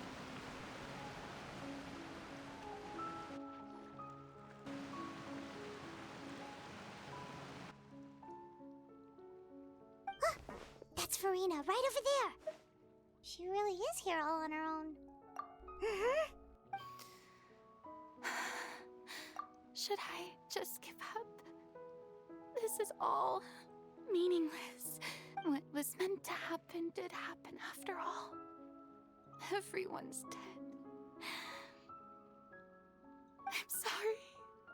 I'm so sorry. Give up, Furina. There's no point in holding out. I'm sorry, but what can I even do other than to repeat meaningless apologies over and over? Who's that? Don't worry, Furina, it's just us. So it is you, blonde traveler from another land. Why, I almost thought you were someone from that mob of my ignorant subjects, come to kneel and beg for my forgiveness. Furina, you were crying just now, weren't you? The tear stains on your face are obvious. What do you mean, tear stains? Oh, I remember. The show at the Opera House earlier this morning was so moving. I'm still trying to process it. Hey, I'm still here. Just popping in on the mic again. I don't know what is going on with Furina. She's just not being honest to herself. It's really sad though. Who did that uncivilized rabble think they were? Disturbing my enjoyment of the arts. They even dare to tout their Archon. I must teach them a lesson. I can just imagine their twisted and frustrated faces once they realize that I'm nowhere to be found. Oh, and I'm sure Nouvellette and those people from the Maréchaussée Phantom are freaking out right next to them too.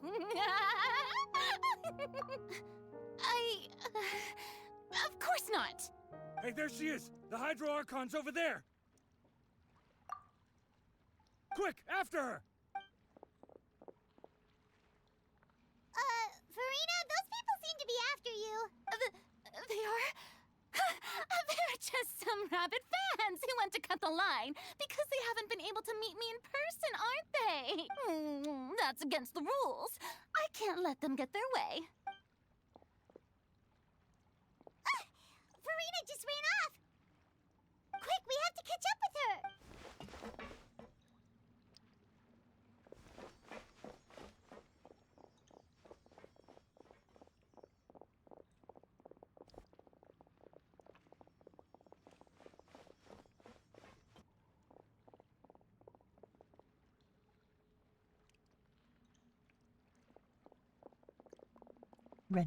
Run.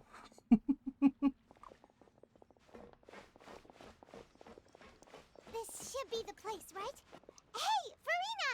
There's a good hiding spot over here. Quick, come to Paimon before the rest of them catch up to you. What is this place? Hurry, they're almost here. Fine. I suppose haste is warranted. Lead the way.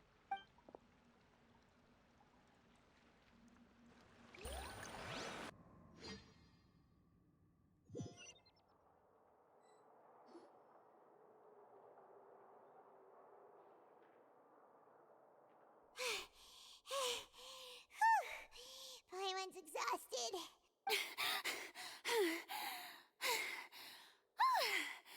I'm so tired.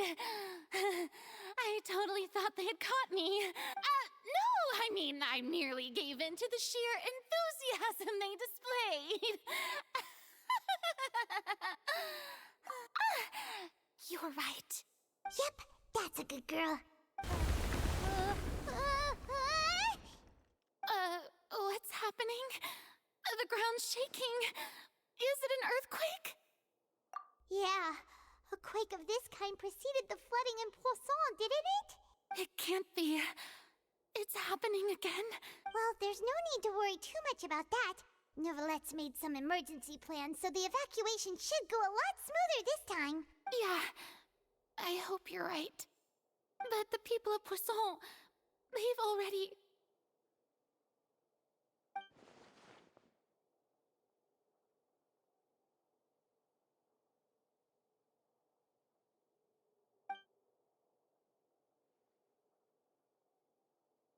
It's true. I've been investigating the prophecy for hundreds of years. I once had informants all over Teyvat, searching for clues and feeding information back to me. I've tried all kinds of ways, too, to hold back the sea. Anything to keep the coastline from advancing. But all my efforts proved to be futile in the end. Really, the truth has been clear to me for a very long time. We cannot make an enemy of the divine. No matter what we do, the will of the heavenly principles will have its way, and the prophecy shall be fulfilled.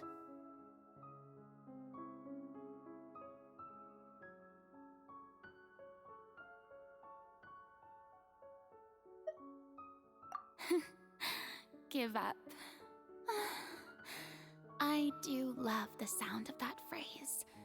It would mean finally coming to terms with fate, but also for me to finally be free. Indeed, I've thought about giving up so many times, especially after we almost lost Poisson. Fate is really unreasonable, isn't it? It has no heart and obeys no rules. The prophecy has only just started to come true, and so many people have already lost their lives. But just now, it all became clear to me. I still don't have the right to come to terms with fate on behalf of everyone else. As long as the final moment hasn't come, it's still not too late. Don't worry. I will keep hope alive for everyone until the very end. Well, that's enough for now. I got the impulse to play the stricken maiden, but honestly, considering my rank and station, that wasn't a good fit at all. Don't take any of what I just said seriously. How could I possibly let Fontaine fall to the whims of trivial prophecy? Come on! Paimon could have sworn you were actually being honest just now.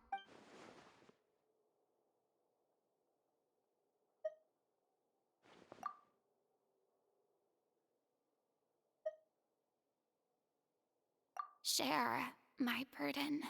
That's impossible.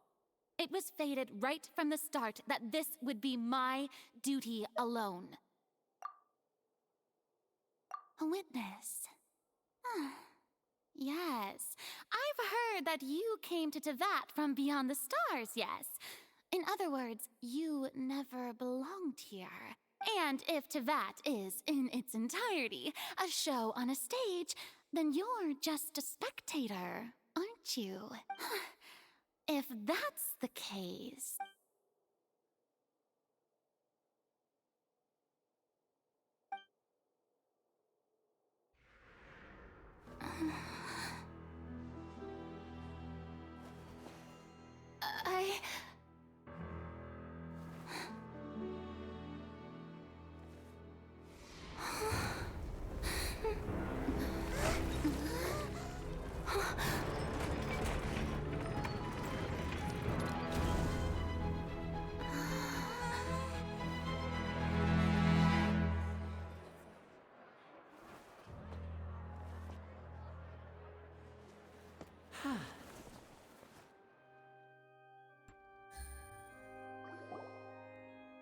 Ladies and gentlemen, this concludes my opening performance. Now, without further ado, we may proceed to the trial of our god. So this is what it is. Yes, you deserve praise for the effort you took to raise the dramatic stakes.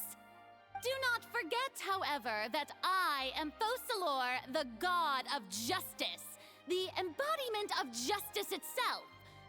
Does it not strike you as even the least bit absurd to bring the very concept of justice to trial? May I interpret these words as your refusal to stand trial? In that case, you will have the opportunity to defend your honor through a duel.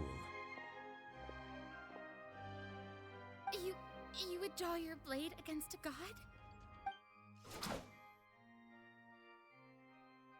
I see. It seems like you have made up your mind.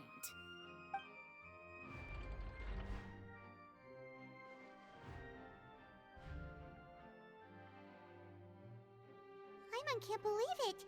She just surrendered. What the heck is going on? Did I just see an Archon surrender to a human? Wow, how utterly humiliating. Lady Furina, what is the meaning of this? It would seem that there has been a misunderstanding. To be clear, the raising of both hands is not always an indication of surrender. Looking for excuses again, huh? I raised my hands just now to indicate my acceptance of the trial. No duel shall be necessary. I will admit that I've been running away for a long time. I'm sorry, everyone. I was unable to protect the people of Poisson. It is my duty to stand trial for my crimes. You are not the only ones to be disappointed in me. I, too, am exceedingly disappointed in myself. But now, it is time for the Hydro Archon to show you her courage and resolve. I, Furina, will use this trial to show the world the true meaning of justice! This time, I will protect you. Applaud and rejoice! One of the most outrageous and fantastical arcs known to the opera epiclese is now unfolding before your eyes. Mark my words, this shall be one of the most exhilarating and brilliant shows ever to grace the stage of Fontaine! The trial of the Hydro Archon, Focalor, will now begin! Woohoo! Oh, now we're making history. Why does it feel like Furina just took over the whole thing? Like, come on! Didn't she just get forced to stand trial for her crimes?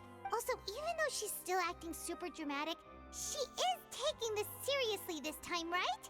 All right, then. Who will be my opponent in this trial? The court asks the prosecutor to please take the stand. Is that so? Very well. Then please speak, witness of Tivat, my accuser and fated opponent.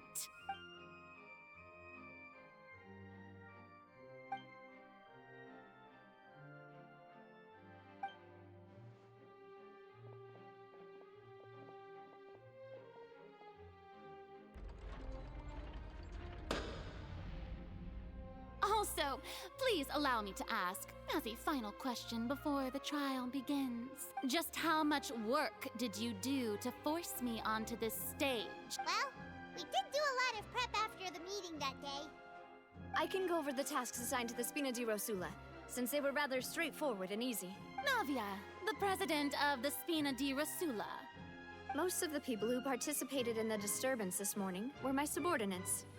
They changed into plain clothes and came to the Opera House as regular audience members, waiting for the perfect opportunity to incite insurrection against you. The people's resentment against their Archon has been building as more and more of the prophecy is fulfilled. A spark was all we needed to turn smoldering anger into a flame. Moreover, according to our understanding and analysis of you, when something like that occurred, you would likely flee the scene and head to Poisson by yourself. So, we arranged for a second group to lie in wait there. So, you mean, the ones who scoured the settlement for me were also from the Spina? And their goal was to force you to step into the giant magic box so you may personally participate in the greatest magic performance in all of Fontanian history. That's right. That house was a magic box, rather than someone's residence. As the super ultimate version of the setup that I used when I first performed at the Opera Epiclese, the volume of the box was increased by a whole order of magnitude, and the distance it traversed was the entire gap between Poisson and Aranias. Its cargo, of course, was an Archon instead of a human. My thanks, Furina. Without your help, we could never have pulled off such an extraordinary performance. You're welcome? Of course, this performance was only made possible with Father's support.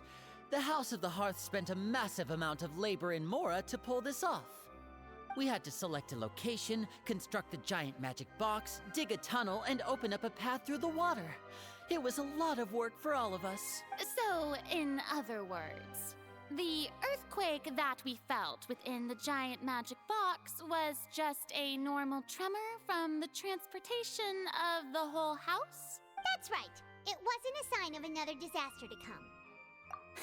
Then, I can guess Nervilette and Cloran's parts. You gathered a crowd, prepared a stage, and made sure that the champion duelist would be immediately ready for a fight. Also that as soon as I appeared on the stage, the trial may commence without a hitch. Yes, that is correct. Well, Clorand, I must commend you for your courage. Only the most outstanding champion duelist in all of Fontaine would accept a duel with an Archon without flinching. Thank you. As for you, Traveler, I suppose your role was to keep me distracted with conversation once you found me in Poisson. You'd make sure that I didn't notice anything amiss before revealing yourself as my prosecutor once we'd arrived onto the stage. Oh?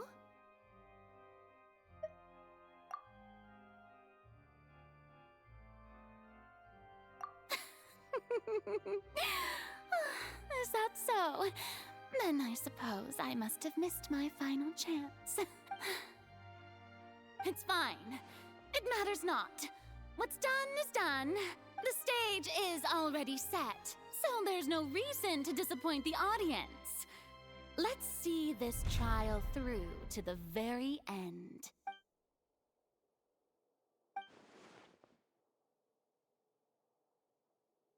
Madam Prosecutor, please allow me to pass this along. This is a document that Miss Charlotte applied for and received permission to share with you during the trial. According to her, it should speed up the proceedings. Huh? Charlotte wanted to give us something? Oh, so she's here too! Hey, Charlotte! Oh, let Paimon see. Isn't this the exclusive interview that she did with us before? So she's already finished it, huh? Wait, then that means this document is a perfect timeline of everything that's happened ever since we stepped foot in Fontaine!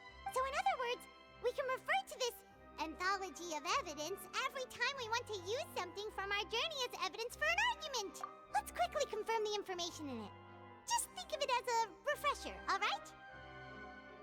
You defeated the Hydro Archon in the very first duels you took part in at the Opera House. I didn't think this is the words of some...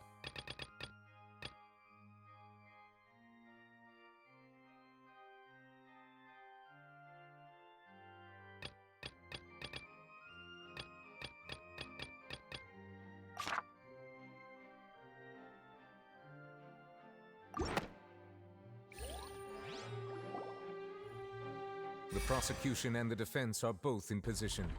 The trial shall now begin. Oh, come on, Nervilette. There's no need to repeat all the unimportant legalese. Just fast forward to the part where the prosecution lays out my offenses. As the defendant and the lead actress of this performance, I still haven't even been informed of my supposed guilt in all of this. Of course, it is only natural for humans to struggle to understand the actions of a god. However, you will need more than that to convict me of a crime. That's true, but my charge here is unrelated to your conduct as an Archon. Instead, I would like to charge you as a fraud who's never been the Archon in the first place. Wait, what was that? Lady Furina's a fraud? Hey, I came here thinking that we were going to try the Hydro Archon for forsaking her duty, but did I hear that right? She's not our Archon at all? Bum bum bum. Spicy. Charge accepted. Lady Furina, do you plead guilty to the charge?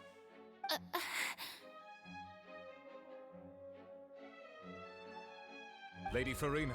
I plead not guilty. How can I be guilty? There is no way that I, Focalor, otherwise known as Furina de Fontaine, a member of the Seven and the Regina of all waters, kindreds, peoples, and laws of Fontaine, could be anything other than your true Archon. Yeah. Even though Lady Furina can be rather eccentric, isn't it going too far to doubt her very identity?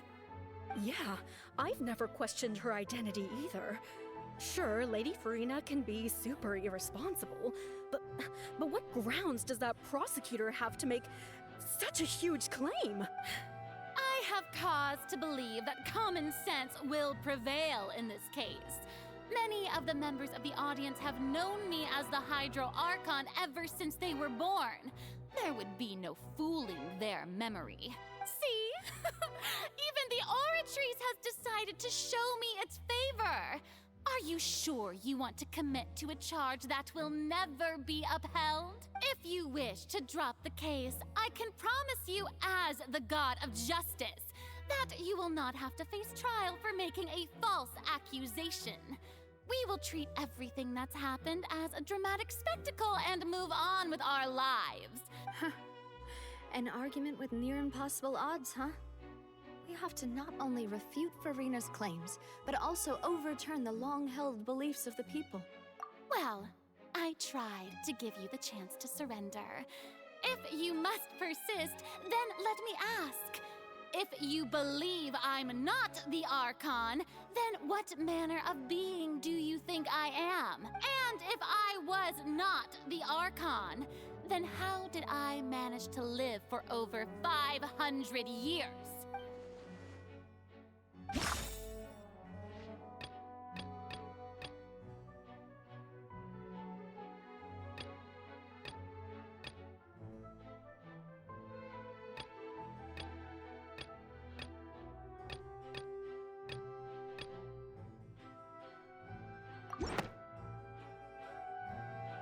First of all, you may be a member of another long-lived race, which would allow you to naturally possess an extended lifespan. And second of all, even if that wasn't the case, there could be other ways to extend your life. Who gave you that idea? Was it the knave? You'd sink so low as to use a harbinger's words against me. A curse? I once thought it possible that the aura of an Archon might naturally resemble a type of curse. But in light of this claim, perhaps what I sensed was not your divinity, but a curse after all. You sensed it too, huh, Neverlet? Lady Furina is actually a human? Well, it is true that it's extremely difficult to tell humans and gods apart just by looking at them.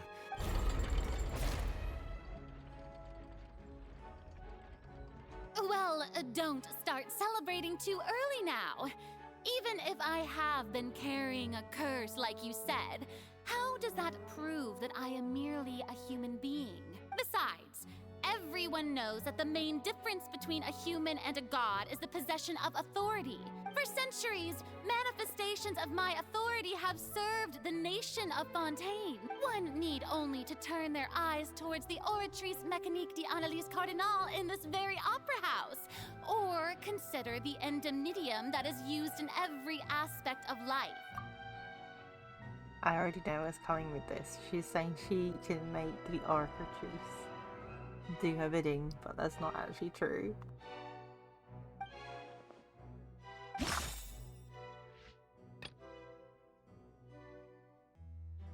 And this is why. Remember when Child got made guilty and she was shocked? So she's not in charge of it. You tried to reference the Oratrice, but weren't you as confused as all the rest of us when the Oratrice declared Child to be guilty without any proof? Otherwise, you should have come up with a good explanation for that by now. Didn't I make myself clear at the time? The decisions of the gods are naturally difficult for humans to comprehend. There is no need to provide an explanation. Lady Furina, I believe a reminder of your current circumstances is in order. While the court is in session, the principles of justice and the law must come before all else. You will prove yourself unable to defend against the prosecution's charges if you continue to withhold vital information against the rules of the court. I never thought you'd use that kind of rhetoric against me. That was no trick of rhetoric, Lady Furina. I've merely reiterated the rules of the court. Rules that all should respect and follow. So, you neither knew why Child was declared guilty, nor did you understand the structure and operations of the Oratrice. Instead of having been created by you, the manifestations of authority you mentioned have been made by the real Hydro Archon, haven't they? The real Hydro Archon? Well, now you're really losing me. It is true that I did not know why the Oratrice gave out a guilty verdict that day.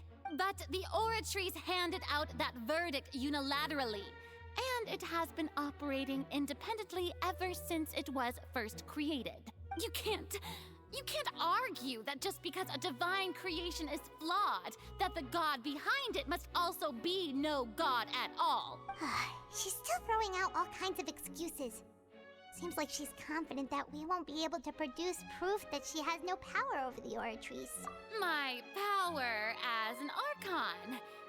There are many ordinary citizens in the audience. How can I just carelessly demonstrate the formidable power of an Archon? If that poses a concern, I'm prepared to extend my protection to the audience. You don't need to go that far. Aren't you the Hydro Archon? Or is it that you can't even wield the power of Hydro, much less the authority of a god? Indemnitium! Yes! It's all because of Indemnitium! All Archons derive their power from the faith of the people, and I've converted the people's faith in justice into Indemnitium! Thus did I give up all of my divine power to provide everyone with energy for their daily lives. Have you ever seen a more magnanimous god? Isn't that a huge stretch? Yeah, no matter how generous an Archon can be, how could they give up all their power? Can a god with no power even still be called a god?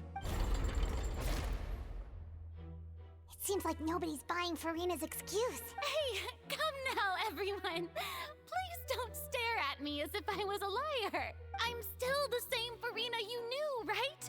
The one that you loved. Shouldn't you want to believe in me? Please? You've got to believe me. If what the prosecutor said is true, she really has committed a grave offense. Did she deceive all of us? And all of our parents and grandparents too? And all of our ancestors? Ever since they were born? Enough. That's enough. Tell me then, if I'm not the real Hydro Archon, then who is? If you have no evidence of another Hydro Archon's existence, nor can you find anyone who can back up their claim to be such, then what grounds have you to say that I'm not actually the real deal? Wow, she came up with yet another argument. How can we refute her now? Seems like she really doesn't want to give up.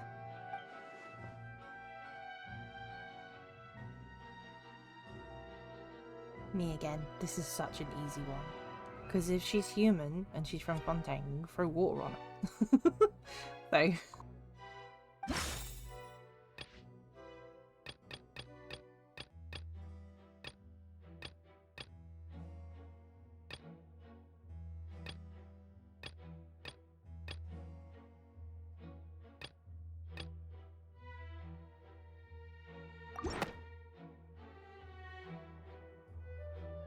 It's been established that all Fontainians can dissolve in water from the primordial sea.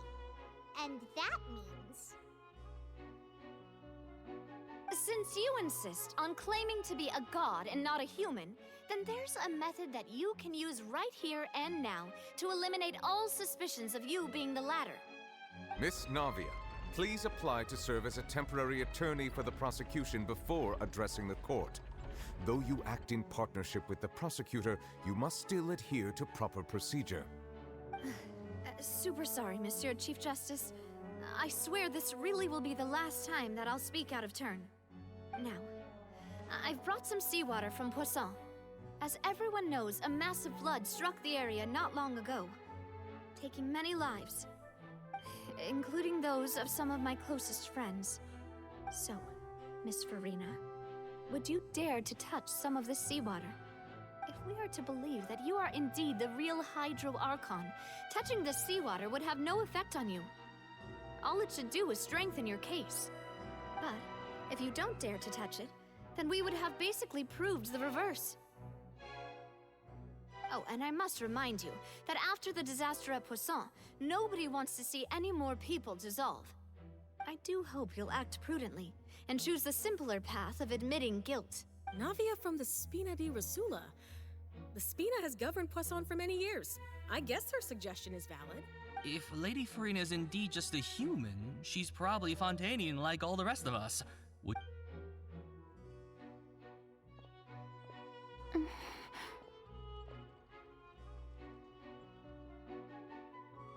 Lady Furina, this test has been unilaterally proposed by the prosecution. As it falls outside the realm of standard court proceedings, you possess the right to decline participation. Well, of course he had to tell her that.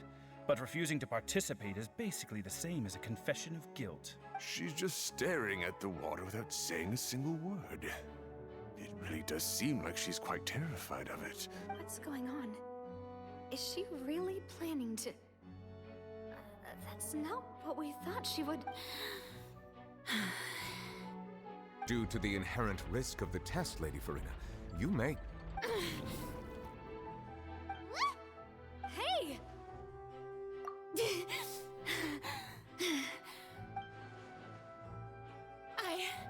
I'm fine! Look at me, everyone! My hand is still here! I haven't been dissolved! Will you believe me now?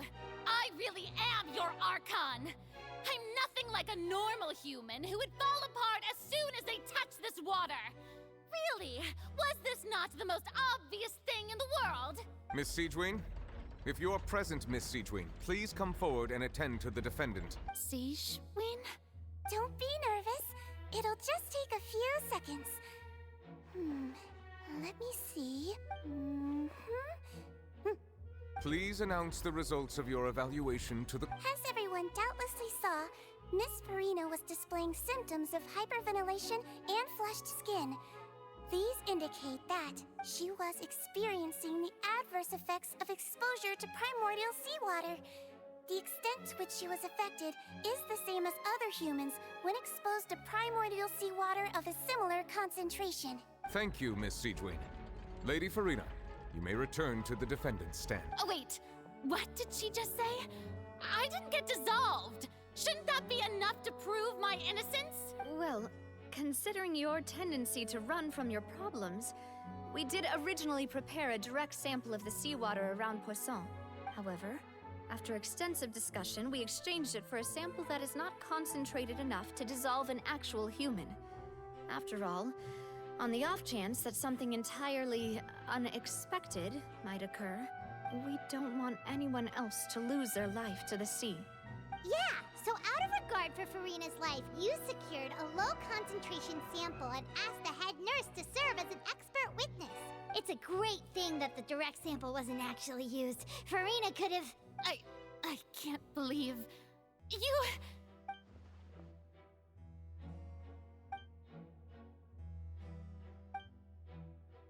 Listen to me, everyone! Please don't give me such cold and disdainful looks! What happened just now didn't prove a single thing! Think about it! How can you conclusively prove that an Archon can't also be affected by the primordial seawater? Also, if I was really just a human, why would I dare to just put my hand in that kind of water?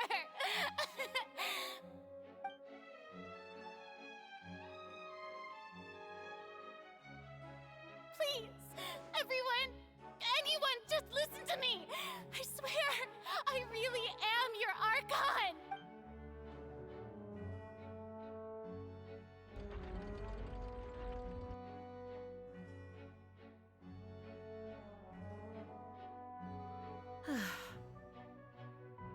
don't think anything she says at this point will sway anyone. The odds are just too stacked against her now. With all the things that have been said, Paimon doesn't think there's any way left for Furina to win. I believe the time for arguments and presentation of evidence has come to an end. If there are no objections, we will move on to the final judgment.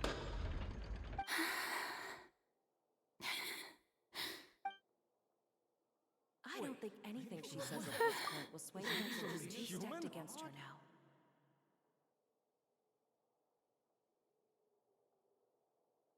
Oh, poor Furina. In my capacity as Chief Justice, I shall now render judgment on Furina's misrepresentation of herself as the Archon of Fontaine. As a human who knowingly deceived her fellow citizens, Furina is guilty.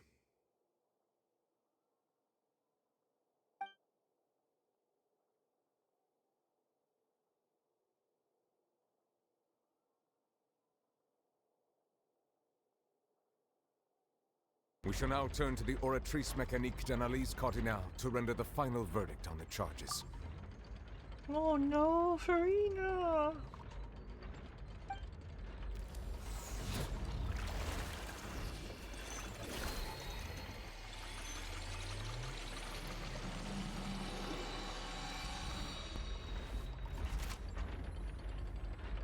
According to the judgment of the Oratrice Mécanique d'Analyse Cardinale, Furina is... Well, what's wrong? What's the Oratrice's verdict? No, the Oratrice also displays a guilty verdict. Isn't that correct then? However, the exact wording of the verdict is thus. The Hydro Archon, guilty to be punished via the death sentence. The death sentence? Oh no. That's actually one of the available sentences? I've always thought that it was just a myth. The one and only time the death sentence has been handed out at the court, and it's been given to the very person we've worshipped as the god of justice? What an unexpected twist. Furina's been sentenced to death by the Oratrice? We just wanted to use the trial to show her the seriousness of things so she'd tell us the truth. How did things escalate this quickly? This outcome is indeed quite strange.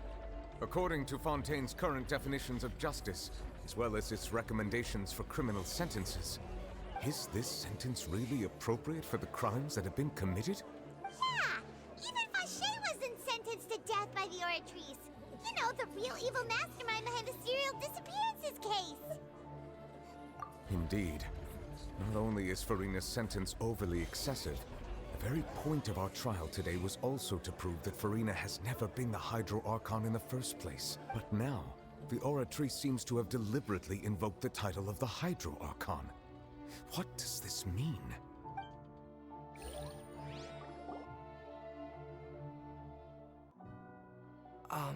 Excuse me, if I may interrupt. Is the trial still going? Fremine! Oh, you finally made it. I assume this means you've completed your mission? Mm-hmm. Any mission Father assigns to me will always be top priority. Is that the first prophecy slate? Fremine found it. He found the slate. Ooh. Huh. So the knave privately arranged for Fremine to try and find the missing slate. I looked everywhere and finally found it at the bottom of the sea. It took me a long time to get around some dangerous stretches of water.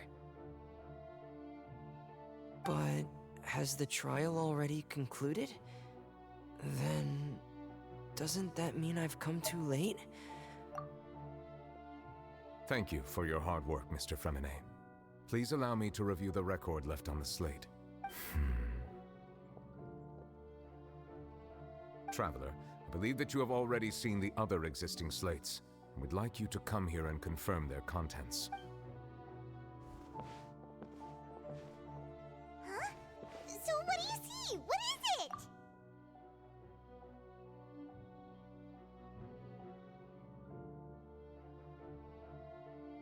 believe I've now made sense of the Hydro Archon's crime. It has to do with Fontaine's lost history. Huh? Isn't the Hydro Archon just guilty of deceiving her people? Oh, wait, no, that's Furina, and we've already proven that she's not the Hydro Archon. So when you say Hydro Archon, do you mean the real Hydro Archon we've been kinda talking about? In truth, everything that you've encountered in Fontaine up until this point can be traced back to the contents of these stone slates. However, I'm uncertain as to how much sense they currently make to you. Okay, let's try to recall the contents of the other 3 stone slates. Paimon will do her best to help you remember.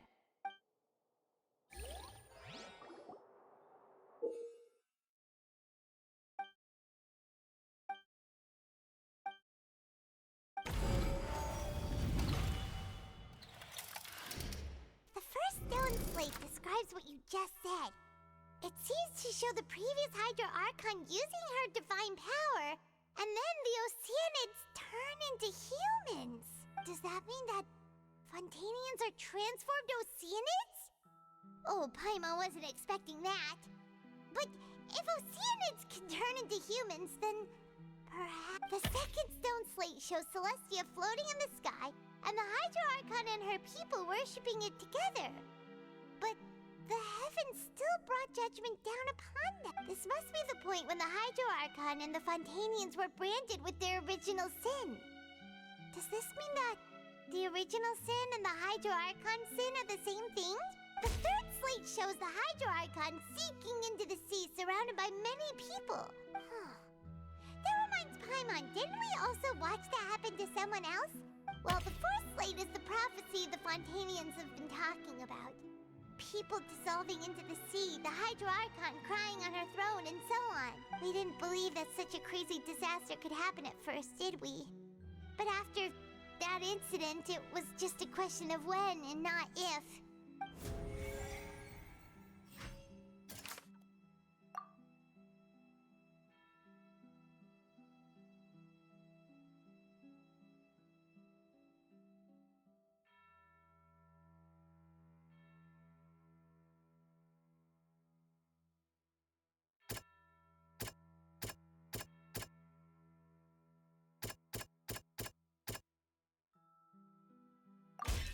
We know from the case of the serial disappearances of young women that Fontainians can be dissolved in primordial seawater. And this might be the reason that Fontainians can dissolve...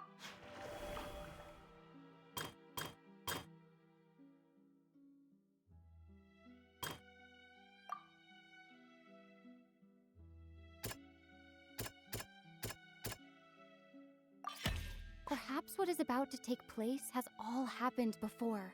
And the original sin cast down on the people of Fontaine by Celestia, as recorded on the stone slates.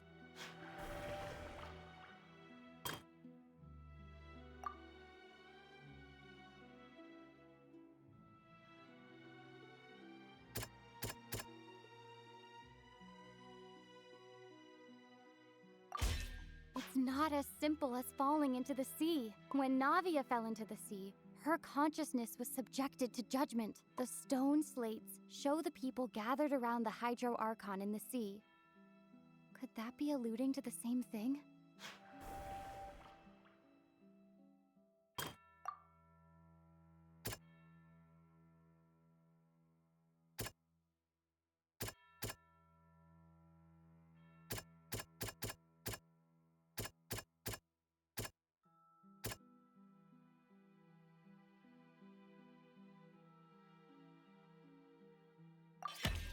Prophecy from the stone slates found its way into society, but not many people believed it at first. The fortress of Meropide was nearly flooded with primordial seawater, which we know can cause Fontainians to dissolve. It seems increasingly likely that the prophecy may come true if... They'll dissolve into the primordial sea but won't cease to exist. Their essence will flow in the seawater, converge, and take the form of an Oceanid. The Hydro Archon was sentenced to death in court, shocking everyone present. Perhaps this means that her sin was actually Fontaine's original sin. Navia fell into the water inside those ruins, and she nearly dissolved. She was surrounded by the people of Poisson in a court within her consciousness, and was forced to take part in a trial meant to make her stay. The eruption of the primordial sea at the fortress of Meripede was the surest sign that the prophecy was about to come to pass no matter what. The prophecy's contents can all be verified by recent events. If we combine what we know together, loads of truth should come to light.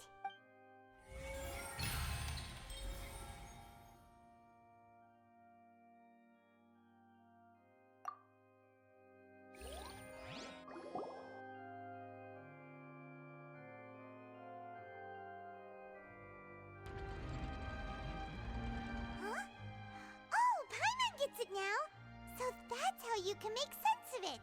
But then it feels like we're going to have to share some truly shocking revelations. Let's hear them. Incredible. We're... All Fontainians were originally created by the late previous Hydro Archon, with Oceanids as their basis. The evidence for that can be found in how only Fontainians could dissolve in primordial seawater, and how all the girls Vacher dissolved were also turned into Oceanids. Oh, and according to Navia, when she was about to get dissolved, she also saw everyone gathered around for a trial, all of them in the shape of Oceanids. Indeed. Yeah, and it follows from the content of the first slate that she probably angered Celestia by creating humans without prior permission. That could also explain why the Oratrice judged the Hydro Archon to be guilty. It's to account for that ancient sin. The Hydro Archon's true sin was creating us? And yet, after many hundreds of years, the Hydro Archon's creations have turned around to try to judge the Archon within the Opera Epiclese. The twists of history are often the most unexpected of all. Yeah! Isn't the image here just like when Navia fell into the sea? So wouldn't it be trying to show the image of the Hydro Archon also falling into the sea once the prophecy has been fulfilled in the fourth slate? In the end, the people will all be dissolved into the waters, and only the Hydro Archon will remain weeping on her throne. Only then will the sins of the people of Fontaine be washed away. Did Paimon get all that right? You've made some keen deductions. I must say, given how much you still don't know, it is impressive that you've already managed to connect so many pieces of the truth. However, while you were able to decode all the information on the slates, they've also been etched with an additional layer of hidden information using a different power source. When we were at the ruins, I tried to decipher the hidden information recorded in the slates. But since we only had 3 slates at the time, I was unable to come to a full conclusion. Now that the slate collection is complete, I shall make another attempt to decipher the narrative recorded within. If everything goes well, we should finally be informed of the unadulterated truth.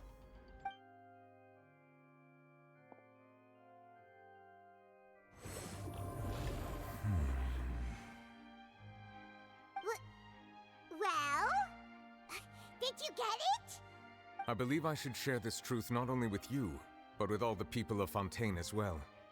I will try to briefly summarize it for you.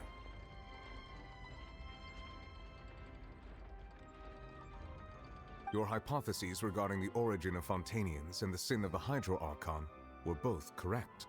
In the Fontaine of old, the previous Hydro Archon sensed the yearning of her Oceanid familiars for life on land. The Oceanids were enamored with the beauty and romanticism of human beings, and wishing to have those experiences for themselves, expressed to the Hydro Archon their desire to become of a similar kind. However, even though water as an element is intricately linked with the power of life, the Hydro Archon, as one of the 7, did not possess the authority to create a new form of human life. Not one to give in, she eventually found a way to create permanent humanoid bodies for her familiars by appropriating the power of this planet's primordial sea. She poured primordial seawater into the Oceanids' blood vessels, creating humanoid mimics in the process. But if Fontanians were to ever come into direct contact with water from the primordial sea, the power within their bodies would escape these artificial restraints and return to the sea. As a result, their forms would collapse, and they would be reverted to their original forms as Oceanids. Of course, the Hydro Archon never received permission from the heavenly principles to create a new human race. And thus, the Hydro Archon and all of her creations came to shoulder the original sin of appropriating the power of the primordial sea. That is the true history of how the people of Fontaine first came into being.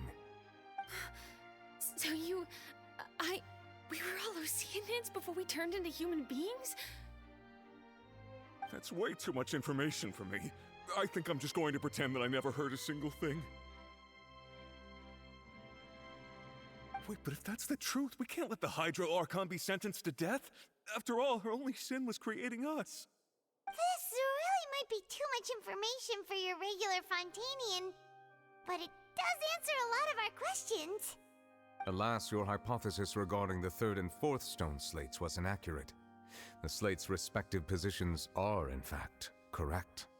A key point of the visual on the third slate is how all the individuals depicted in the water are humans rather than Oceanids. They have not been dissolved, which implies that the water depicted in this slate is not water from the primordial sea. The nation of Fontaine is the nation of Hydro, as well as the nation of Trials and Justice. Instead of being the literal element, the water in the scene symbolizes judgment and justice. You may also recall Navia's experience. When she fell into the sea, her consciousness was surrounded by that of many others who intended to hold a trial to determine her fate. Therefore, the meaning of the third slate is that the people of Fontaine shall try the Hydro Archon at the Court of Justice. Yes, it refers to our present situation. I think I'm following now. So, what you're saying is, even though we decided to put on this trial to avoid fulfilling the prophecy, in truth, everything we've done has happened exactly as the prophecy foretold. So now, it seems, we're the ones making sure it comes true. What should we do? Huh.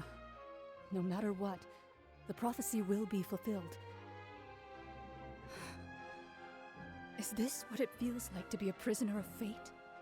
If that's the case, does that mean the scene in the fourth slate will also be fulfilled soon? Traveler, I would like to point out another small fallacy in your deductions. About the fourth slate.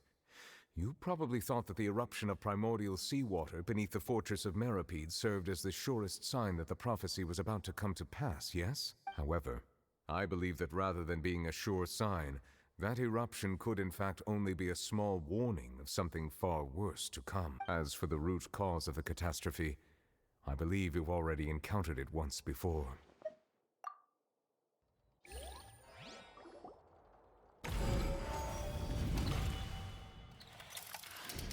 This eruption was just a small warning of the things to come. We must find the root cause of the disaster.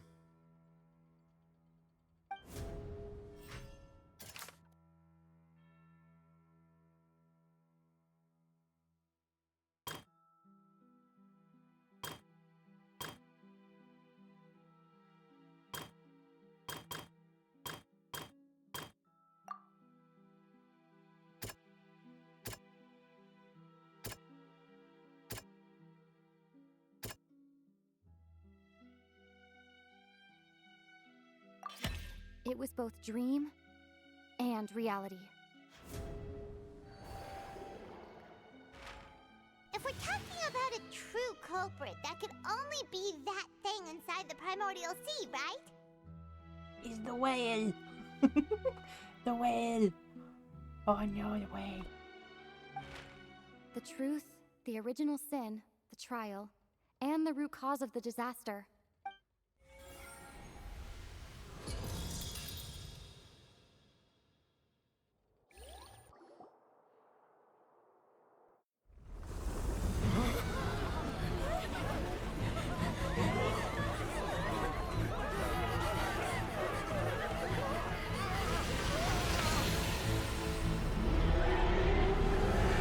Oh no. Ah, wow.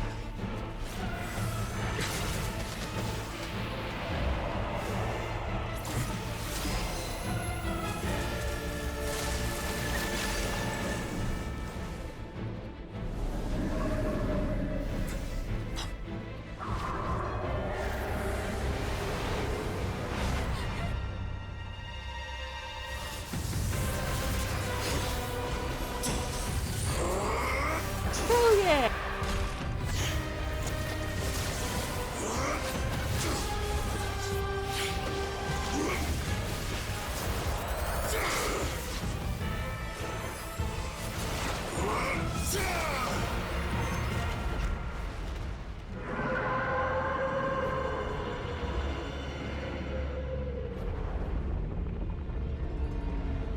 Hell yeah.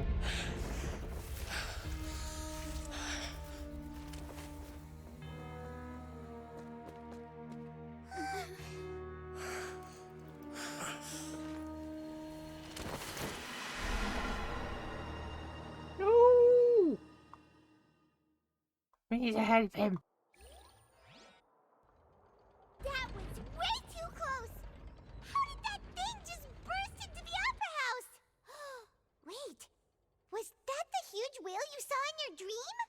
So we've met it at last. I understand very well why it has chosen to make an appearance here. That whale does not belong to Tevat. It is a monster that has traversed the stars, weeping all the while. It has been greedily consuming the energy from the planet's primordial sea, using it to grow.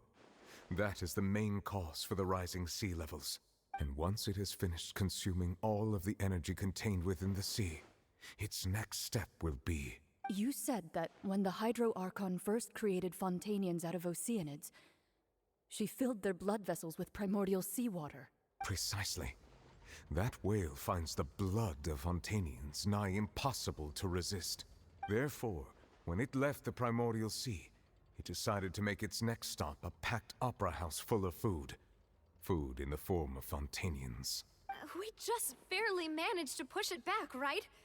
In that case, won't it come back to target the people again once it's managed to recover its strength? That is correct. Indeed, it is more accurate to say that we should thank that Harbinger for buying us some time. Without him, the whale would have likely come onto land far sooner. From the way he looked, he must have been fighting the creature for quite a long time. That battle maniac. We've always known that he had a special connection with that whale, but we definitely didn't expect it to help us out like this. Anyway, now that we know that this whale is the actual cause of the disaster recorded in the prophecy, all we need to— It is too late. It had already absorbed too much of the primordial sea's energy before we could notice it. At this point, it has become practically integrated with the sea itself. Even if the entirety of Tevat were to be destroyed, it could still survive and swim off towards some other world. That's not something I will accept. We've already done everything we can, and we even found the true culprit. We've come so far. You can't just tell me that the last hurdle is some impossible foe. That's just not fair. Indeed, that's not how a grand performance should end. I'll fight it to the end, no matter what. So the prophecy will be fulfilled no matter what, huh?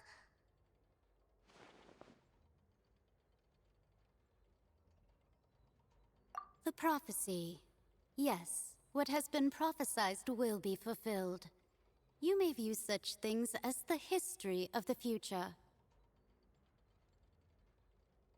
The history of the future. Does that mean the future's history as in not true number? Wood.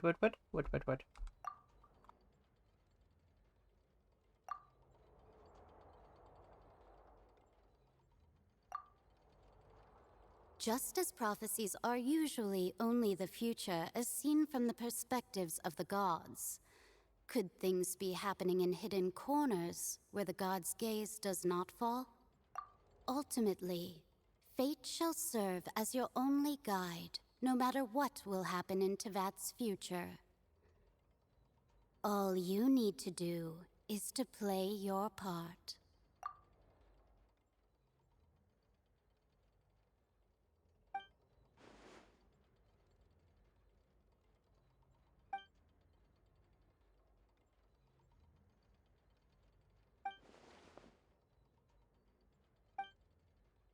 What's the secret?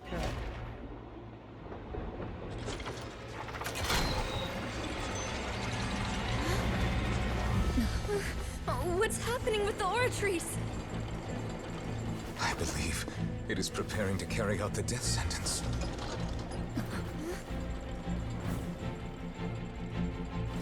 Furina!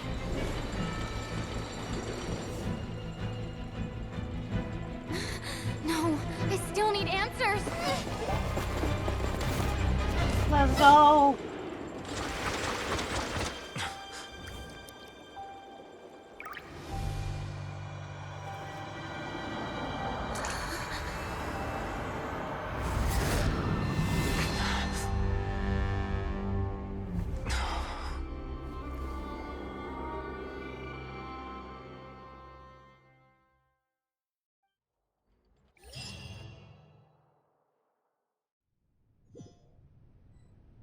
Oh my god.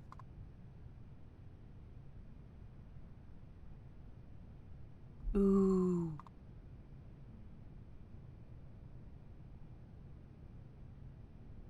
You.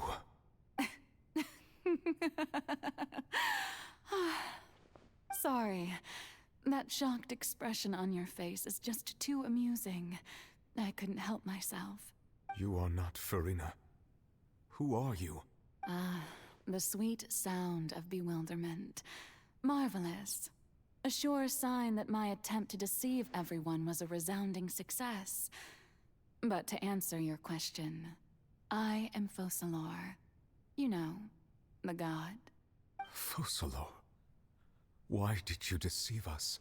Oh, that wasn't my goal, of course. Goodness, no.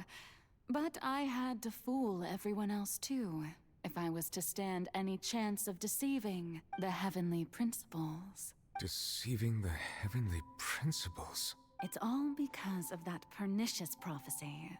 Dreadful, wasn't it? Everyone doomed to dissolve. Fontaine condemned to be flooded. One was not amused. In fact, one was positively bemused when that problem was thrust upon me by my dearest predecessor. That's the former Hydro Archon Egeria for the uninitiated. It hardly gets more disastrous than a preordained national catastrophe, now does it? She knew full well that the prophecy would surely come to pass. And as one of the seven, she also knew full well that one defies the heavenly principles at one's peril. So yes, as you have no doubt surmised, it was a rather impossible situation that I found myself in. I spent a terribly long time mulling it over, alone on the ocean floor. And I was almost growing barnacles by the time I finally realized there was only one possible solution to this confounding conundrum. I had to outwit the heavenly principles, allow the prophecy to be fulfilled, ostensibly at least, while saving everyone at the same time. I'm a genius, I know. I can only assume that's why Egeria chose me as her successor. Although, looking back now, it was hardly the inheritance one dreams of. Between the task of saving the nation, the quotidian duties of the Hydro Archon, and not to mention the original sin of creating a new race of humans, I dare say she left me quite a colossal mess to clean up. But one can only play the hand one is dealt. I did not choose this, any more than I chose to be one of her Oceanid familiars. So you were also once one of the Oceanids, transformed into a human by Egeria's hand? Yes, I was. I always dreamed of becoming human. And I still do, even now. In my eyes, to be human is to be part of the greatest opera ever known. After becoming a god, I separated my divinity from my body and spirit, leaving behind only a self that was as naive and bewildered as my past self on her first day as a human being. The me you see before you now is that divinity. And the human counterpart I left behind, I named Furina. She could feel joy, sorrow, and everything in between. She could be as vain and conceited, or as meek and vulnerable as she wished. Her strengths were of a kind only a human could possess, as were her shortcomings. But in my eyes, Furina's humanity was what made her perfect. She was perfectly human in every way. The person I always wanted to be. Anyway, so then I cursed her. All part of the plan, of course. The plan to deceive the heavenly principles. Do you still remember the final scene of the prophecy? The Hydra Archon alone, weeping on her throne. In order that the prophecy might appear fulfilled, I invited Furina to be an actress, to play the part of the Hydro Archon in the prophecy. Under the curse I placed on her, so long as I, Focalor's divinity, continued to exist, she could not die. But nor was she free to live her life in the pursuit of happiness. Instead, she was forced to take the stage in the opera house, to embrace the role of leading lady, to forever play the part of the god from the prophecy, all to create a deceitful appearance of that prophecy coming to pass. I suppose now you probably understand why your court is called the Opera Epiclese. But Furina is only human, isn't she? Even though she has had a long life, her mind is no stronger than that of any other ordinary human being. I cannot begin to fathom what she has had to endure. It must have been torture for her. It has indeed. And although she is, in a sense, me in human form, I most definitely owe her an apology for it. It's been 500 years, and all along, she's been playing her part in the most unimaginably long, unbearably lonely, and agonizingly painful opera of all time.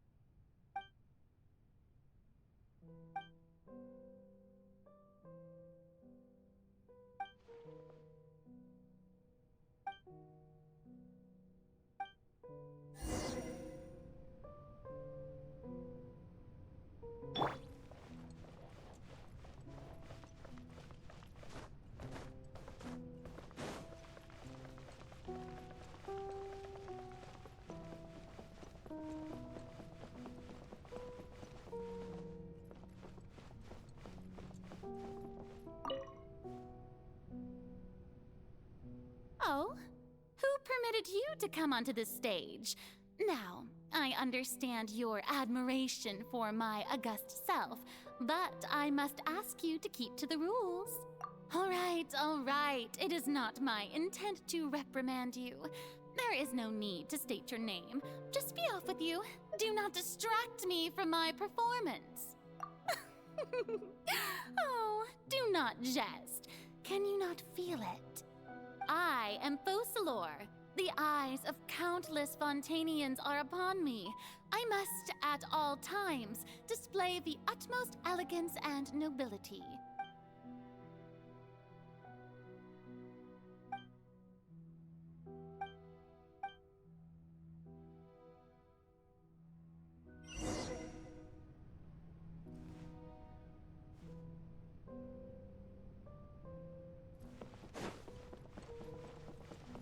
Dear audience, the performance is experiencing a technical difficulty, but worry not. The gods shall resolve it soon enough.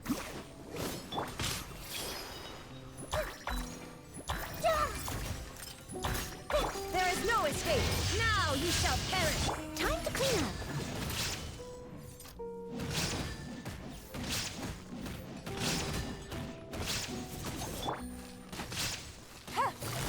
Gotcha.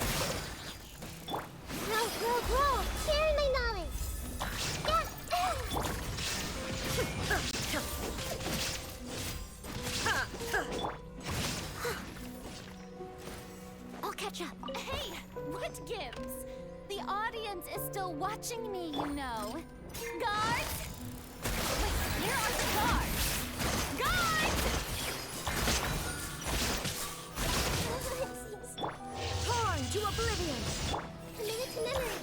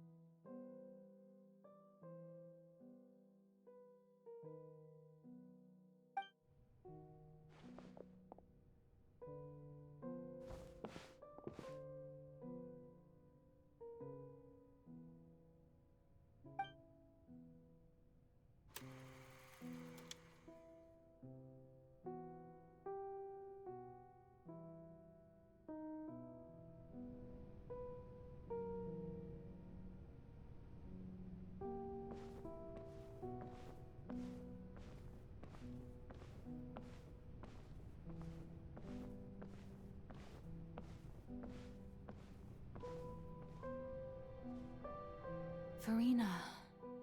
Furina. Huh? Who's that? Who's calling me? Where are you? Be not nervous. Be not afraid. I am before you. Wait a moment. You're near me? How can this be? Mirror you, huh? You know what? That's not bad. Mirror me? What do you wish to say? The prophecy. What prophecy? Wait. I know. The people will all be dissolved into the waters, and only the Hydro Archon will remain, weeping on her throne. Only then will the sins of the people of Fontaine be washed away. Oh, very good. You know it well. What's going on? I can't seem to remember anything clearly. Yes, it will. And that is why I've come to you.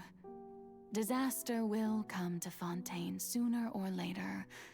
Things will develop just as the prophecy declared. There is no escaping it. But doesn't that mean everyone will die? I'm a Fontainian just like them. Will I dissolve too?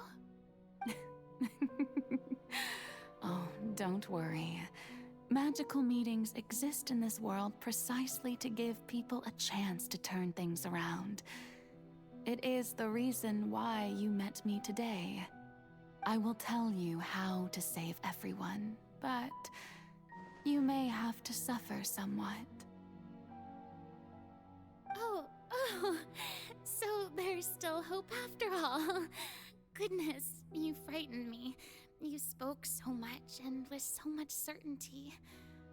As for the suffering, well, I will admit that the first thing that came to mind was, why do I have to be the one to suffer? But if the prophecy will come true, I'll also die anyway, right? So if I've already met you as my magical meeting in this world, if there were scales, with all the people of Fontaine on one side and my pain on the other, is it not obvious where the scales should tilt? You truly are the perfect human. My ideal. I suppose this would also be the justice that belongs to you. Huh? Don't worry, it's nothing. Listen well. Fontaine has just lost its Hydro Archon. I need you to play a role. That of the new Archon. Play as a god? That's right. You must begin a never-ending masquerade. You must never let anyone suspect your identity. If you can keep it up, then I shall have my way of defying this prophecy. But should your identity be revealed, then all hope will be lost. But how will I do this? A human assuming the role of a god without being exposed. Don't worry. What you must do is not to turn yourself into a real god. You simply need to play the role of a god as humans imagine them to be. Being a human yourself, I'm sure you already know what such an entity would be like. Remember, your true challenge will not be pursuing divinity, but contending against humanity. I'm still not sure I understand, but I'll try. So, how long am I going to have to play this role? To accomplish this mission, you will have to stay on the stage for many, many years.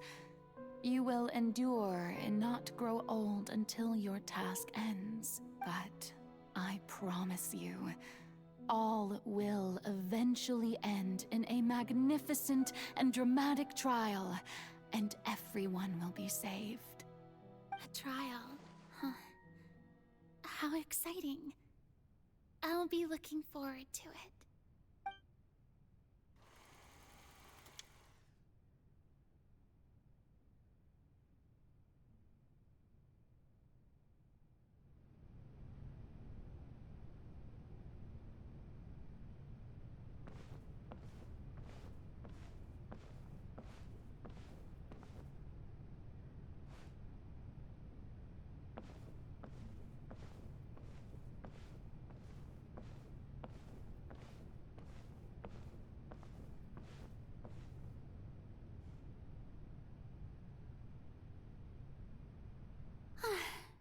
The Maison Cardinalise has announced my accession, but this is my first time facing the people.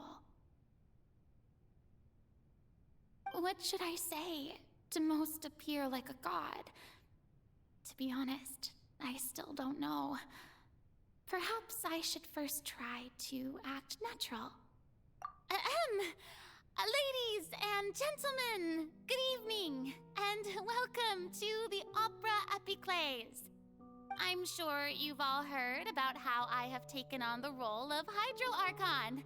Indeed, I am Furina de Fontaine, your new Archon. In truth, I know little about becoming a nation's new god, but it will be my honor to guide you all.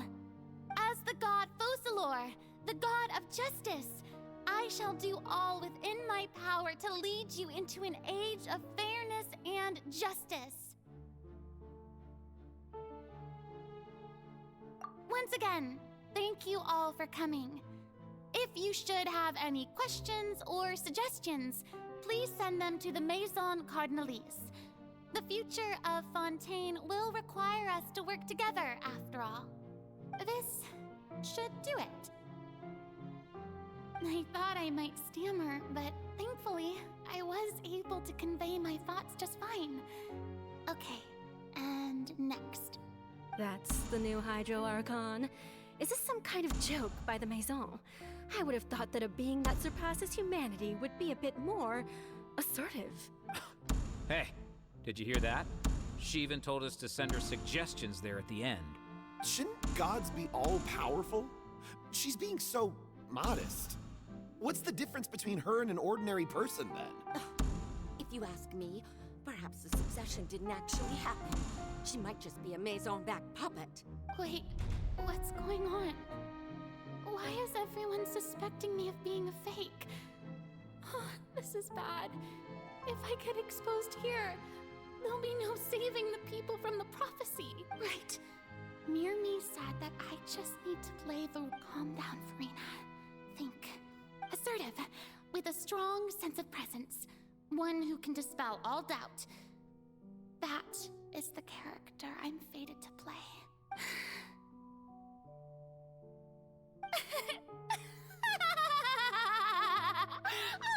Oh, very good, my people.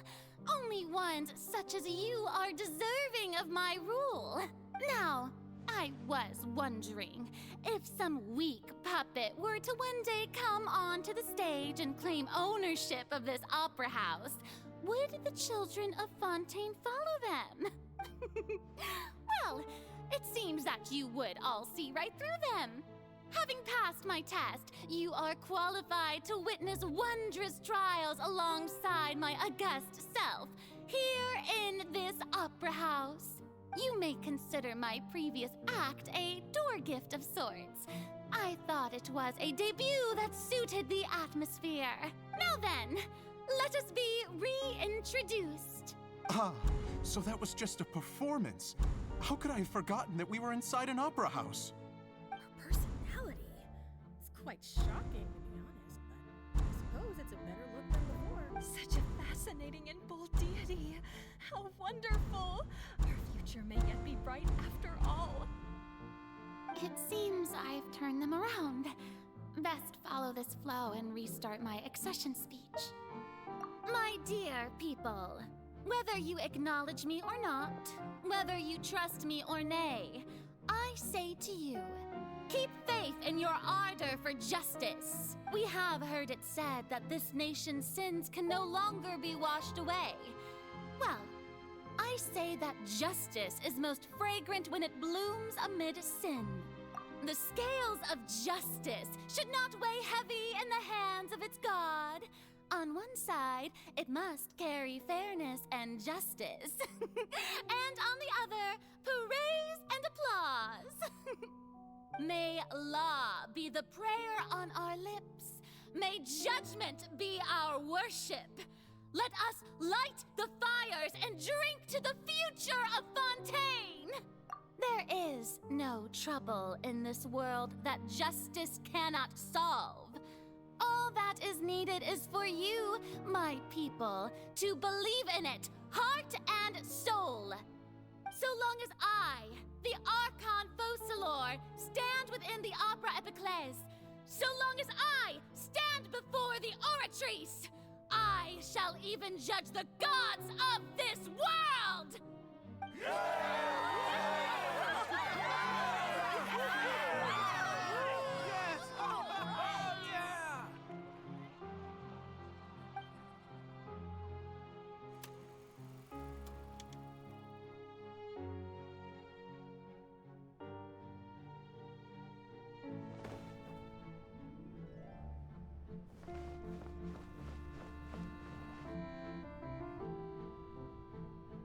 Lady Furina, here are today's case reports, as well as a summary of the follow-up for your perusal.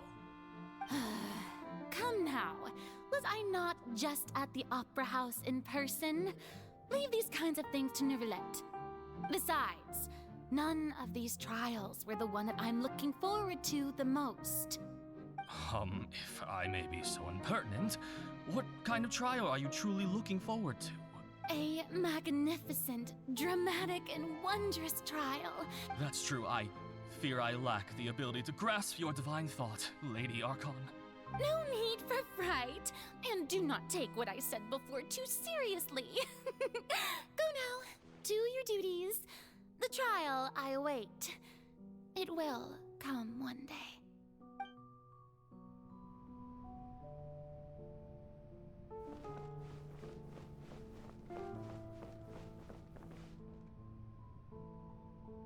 Lady Furina, I don't know what to say. Thank you for agreeing to see me. No need to thank me. Or rather, thank your own sense of perseverance instead. Oh, I'm afraid that's just an inevitable consequence of my divine charm. All right. Deoteria, is it? How is your son's illness? You remembered me, and you knew of my family, too. He is doing much better now. In fact, he is far more of an ardent believer than I. He was the one who forced me to seek an audience with you, and to bring your words back to him. Oh, good. Very good. If this should happen again in the future, please do not hesitate to come and tell me. Going down to citizens' homes every so often, while not usual practice, should serve as a fine change of pace. You're such a gentle and wise god. Thank you once again, on behalf of my son.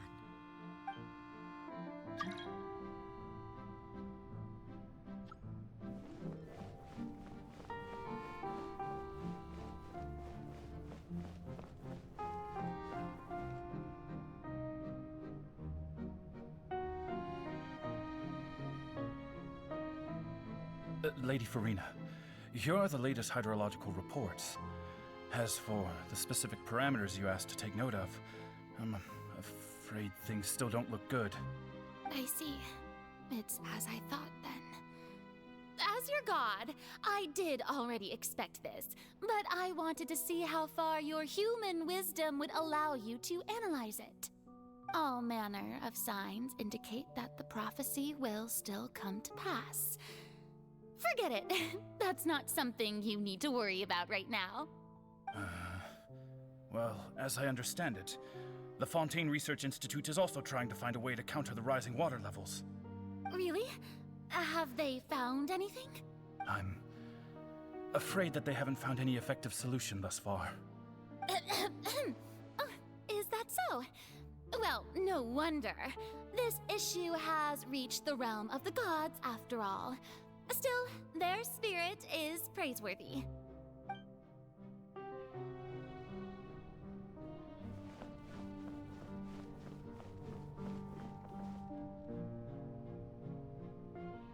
The day is finally over. I haven't had a moment to breathe this whole time. But it's good to see that everything's getting on track. There are no longer any voices of suspicion. Maybe this is fine. I just need to keep going, and everyone will be saved. All right, Furina, don't think too hard about this. You need rest. Tomorrow's a new day.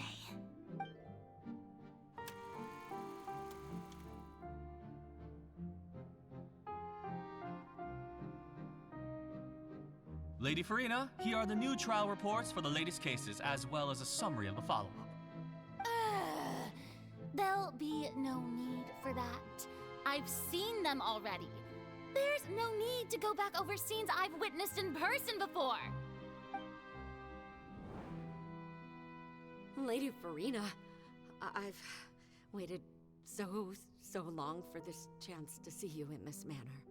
Indeed, my dear, loyal citizen. This joyous moment is an honor for us both. Lady Furina, we're detecting significant hydrological anomalies near Poisson. Understood. Keep monitoring. Keep me informed should anything come up at the Institute.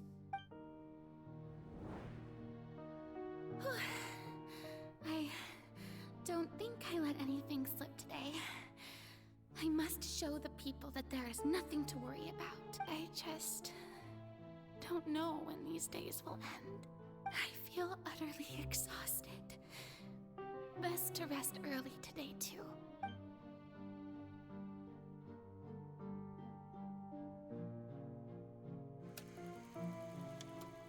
Oh, poor Furina. I want to give her a hug.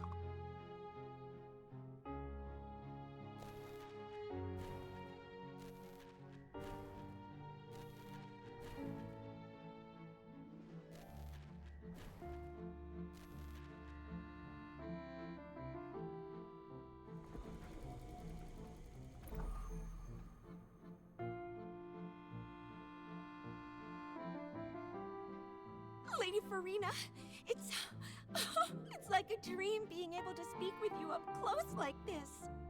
I've heard that the first member of our family who was honored to receive an audience with you was Madame Dioteria, almost 20 generations ago. And what a fine family yours is indeed. It brings me great joy to meet such a faithful believer. A descendant of a line most ardent. Surely you exaggerate, Lady Furina. My lady? What is it, good citizen? Oh, are you crying? Uh-huh. Oh, Really now? I didn't even notice. Oh no. This must be the overflow of hydro from my person.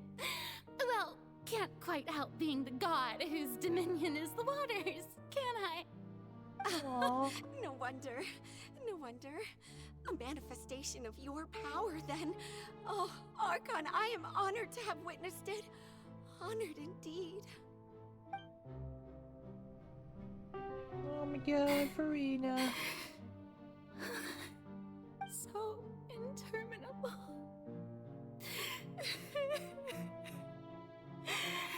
So lonely. Just how much longer? Hundreds of years must have passed by now. Perhaps the show must go on for hundreds more. I never imagined that it would hurt so much. Have I reached my limit? No. Perhaps I reached it long ago. Today I didn't even notice my own tears. I want to tell someone, anyone, about this. But would that not destroy all I've done so far? I've conducted so many investigations across the centuries. But there's not even a sliver of hope that we might break the prophecy.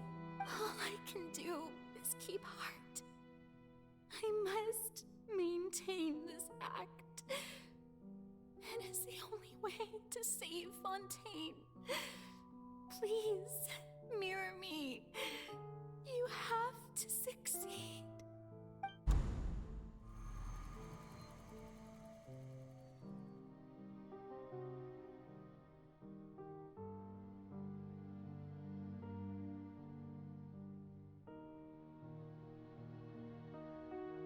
Furina, you don't have to shoulder this burden alone. Although I don't know what you might be keeping from everyone, your people are more than willing to share your burden with you.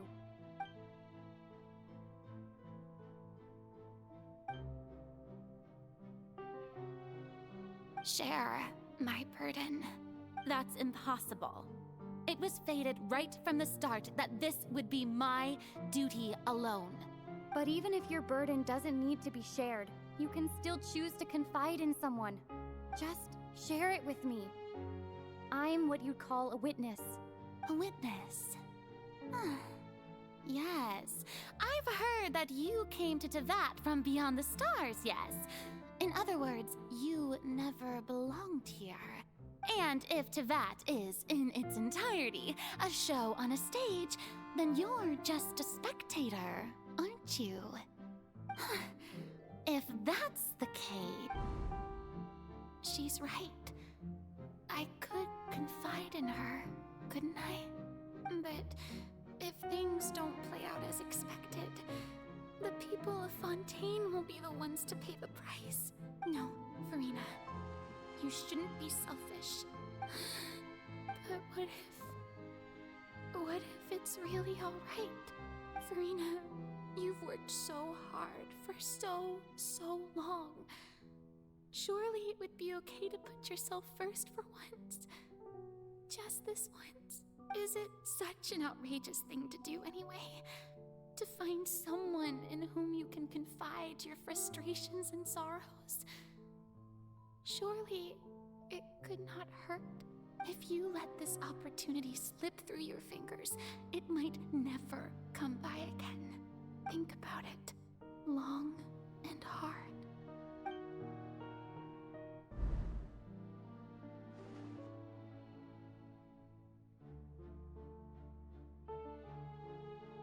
Aww. No, I have nothing to say. I am Furina, the Archon of Fontaine. Everything will surely get better. All you need to do, dear spectator, is to witness my performance until the curtains fall.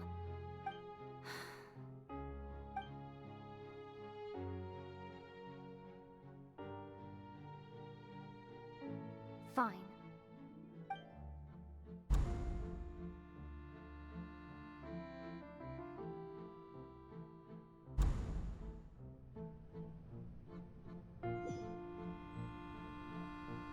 So even Furina doesn't know the truth? You've never once let her in on the full plan?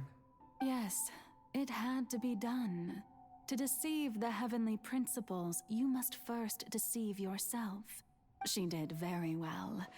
If she had let her resolve falter even once in these 5 centuries, Fontaine would have been doomed to the most tragic fate.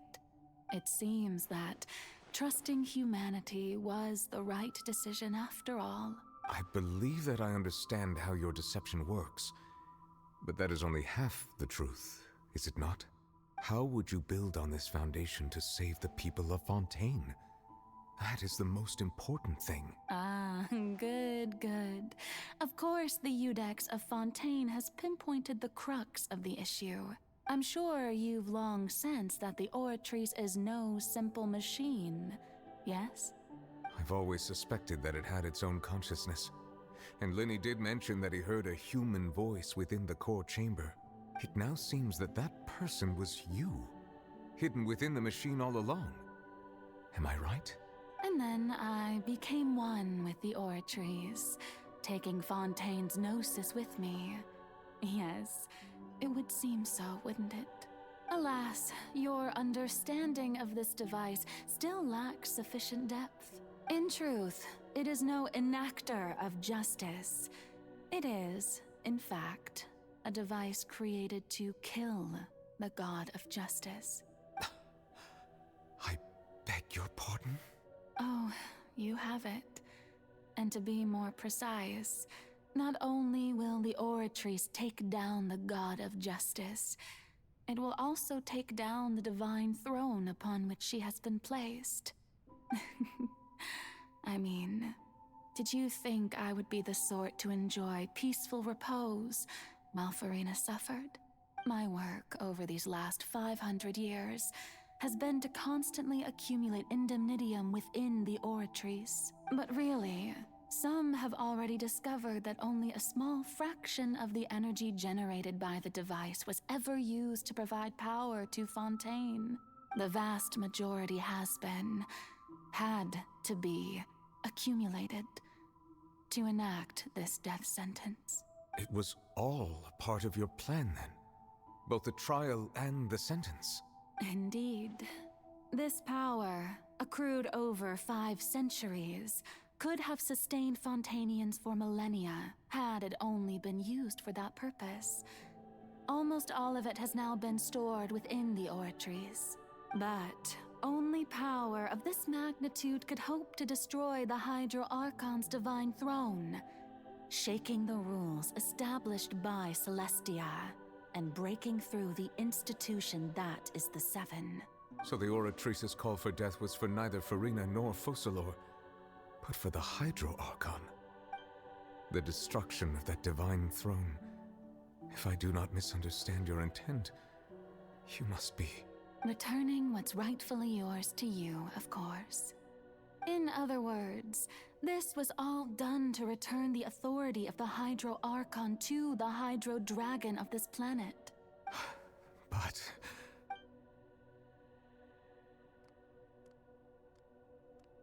Oh no. Oh, what? Getting sad again, are we? The authority of the ancient dragons shall soon be yours once more, O Hydro Dragon Sovereign. And this is the face you make. all you've done throughout the years is just so you can sacrifice yourself at the very end. I've never quite seen it that way, you know. Even now, I'm quite pleased at how well my deception worked.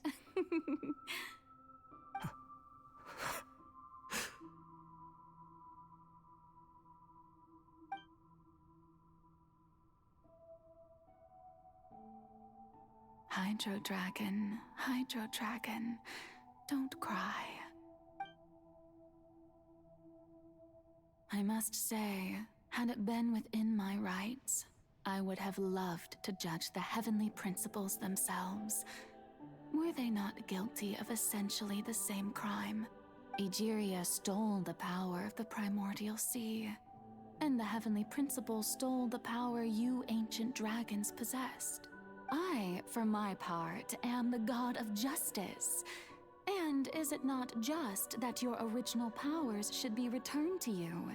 Speaking of justice, I have always believed that justice lies in the process of pursuing human existence itself.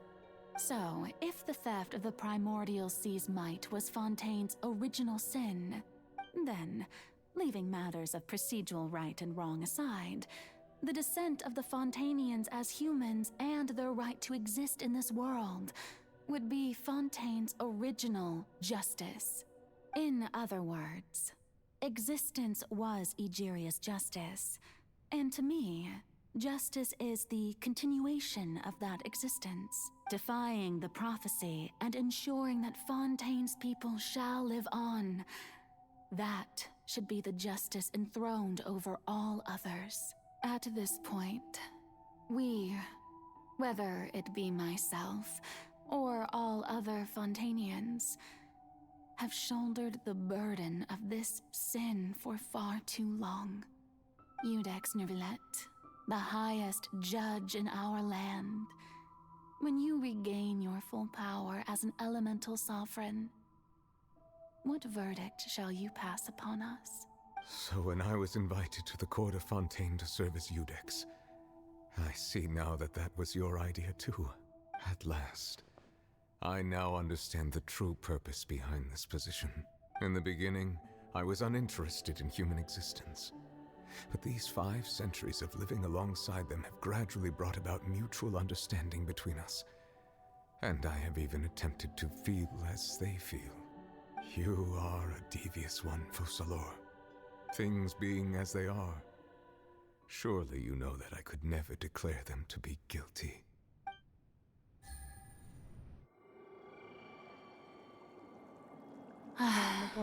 The hour of my execution is almost here. For the sinner, the curtain call has come. I know I may not sound it, but faced with death, I find myself a little afraid. Perhaps this is one thing both gods and humans have in common.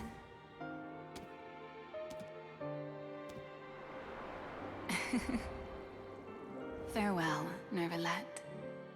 I hope you've enjoyed the part you played these 500 years.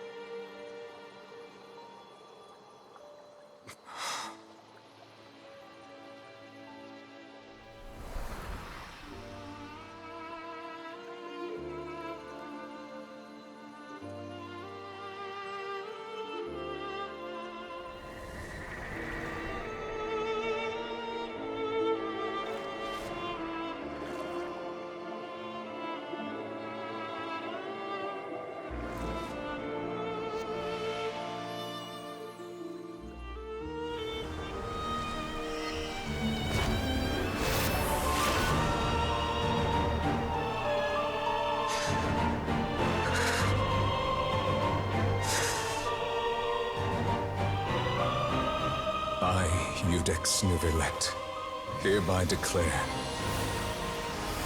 people of Fontaine, your sins are forgiven.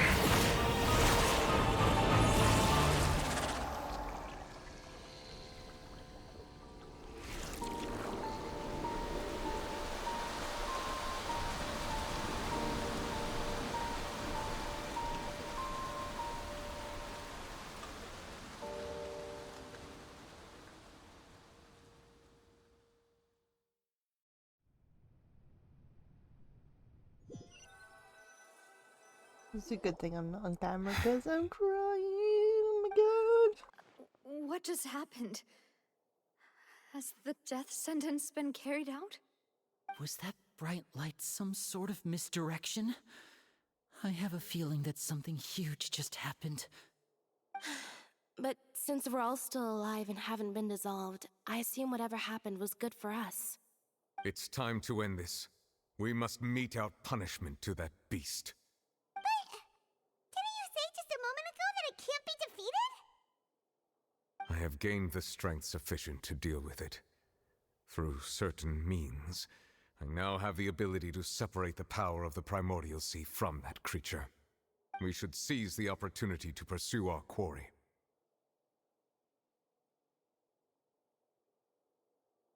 Traveler, now that the oratories can no longer function, I require an executor to help me mete out justice.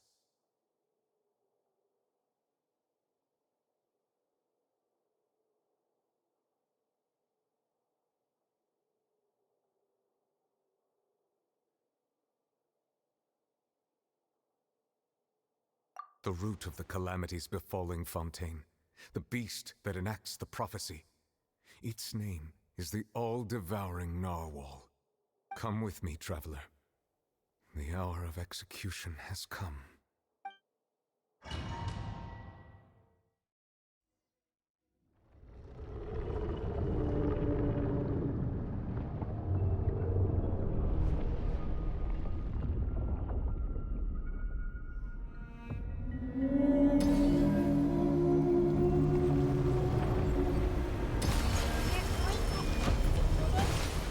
But how are we going to do that? It's huge! I've already done my best to separate the power of the Primordial Sea from the whale. Considering the size of the beast, I cannot reach the power source. Unless we can find a way to attack it from within. We shall share a part of the ancient dragon's power with you. We'll look for an opening together.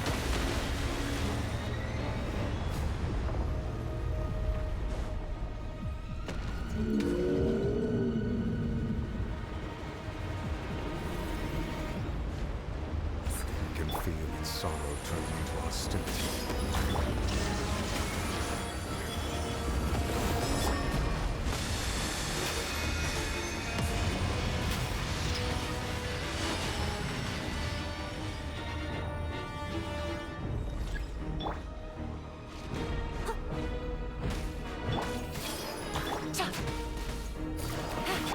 Illusion shot! The all-devouring narwhal cannot resist its instinct to devour. Continue to trigger its hostility. Chance will present itself.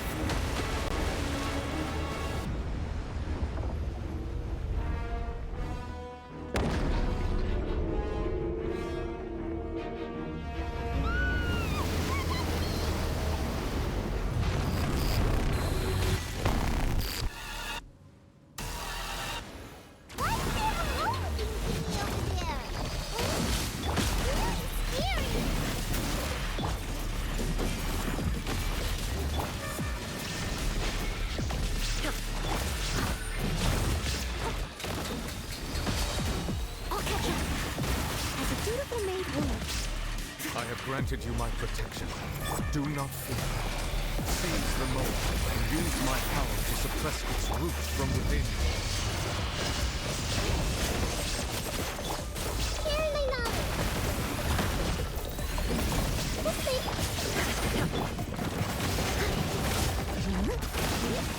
Steady as stone. Gotcha. A minute to memory. Illusion shattered! Now you shall perish! Game's up.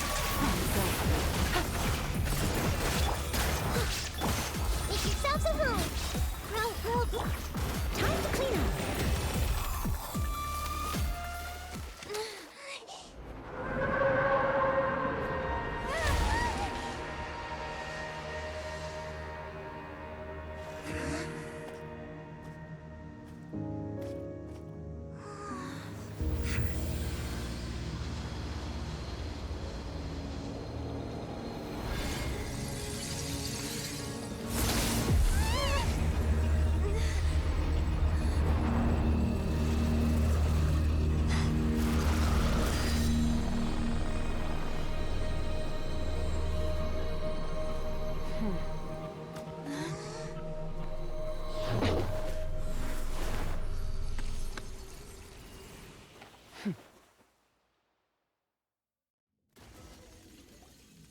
thanks for helping with the cleanup. It should have been my job, but... oh well. It was just supposed to be a short private training session for me. I didn't think that my disciple and my master's pet would start brawling in the meantime. Well, actually, I had a feeling that it would happen at some point, but they bumped into one another earlier than I thought. What a blunder. I suppose I'll have to swing my sword 3 million times as penance. That power. Who are you exactly? Paimon has an idea. From what she said earlier, she must be Child's master. Skirk, right?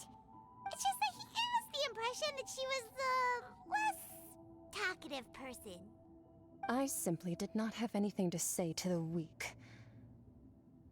But you, on the other hand, managed to defeat the all-devouring narwhal without using power from beyond this world. So you may speak to me as equals. I have to agree. It's a strange use of a planet's primordial waters just to raise an all-devouring narwhal. That kind of power is wasted on it. It's not cooperative, it eats too much, and I have more important things to do with my time than pet sitting. The only thing that creature has going for it is its looks. All in all, it fails as a pet. Miss Skirk? I think you might have missed the point. The point being? Well, being that this pet almost destroyed an entire nation. So what sort of person is your master? Well, Child's master's master. Wait, is that right? Oh, right. So you don't know him. Sorry, I assumed you did. His name is Sertologi. Huh? I am unfamiliar with that name. Huh. So Master isn't sufficiently famous. How should I describe him then? Have you heard of the name The Fowl? The Fowl? Still nothing? Well, how about the Visionary? Vetterfulnir then? Or Gold Rhindaughter? Ooh, that one we've heard! Rhindaughter's part of the Hexen Circle. She's Albedo's mom, right? Oh, so you do know that name. To be honest, I also heard all of those names and titles from my master. I don't actually know them either. But I suppose you understand now, yes? My master is likely a similar sort to Rhindaughter. They are both pursuing some form of perfection. Wait! Didn't you also mention a visionary person? Paimon didn't quite catch their name. Actually, never mind that. I believe it expedient to inform you that the all-devouring narwhal used up nearly all its strength fighting you. Such roiling hydro energies will prove difficult for the planet's deep seas to digest. As such, the Fontaine back on the surface has most likely been thrown into chaos. In other words, the prophecy that you've been fretting over should now be in full swing. What?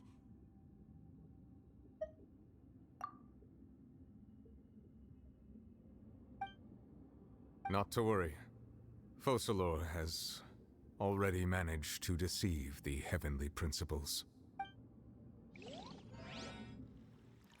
In the end, the people will all be dissolved into the waters, and only Furina will remain, weeping on her throne.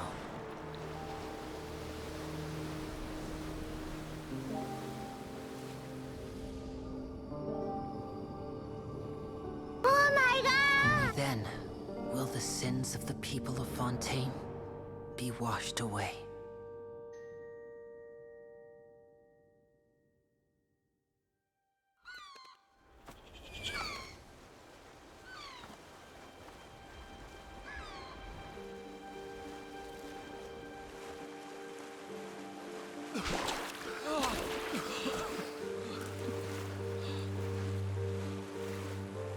Hey! Help! Over here!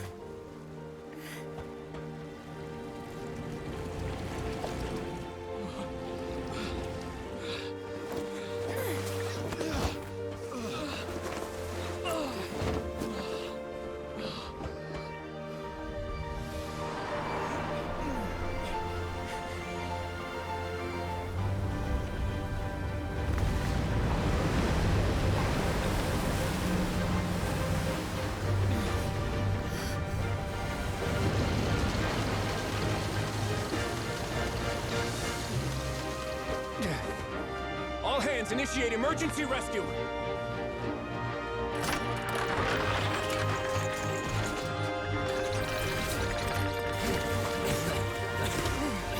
Hurry!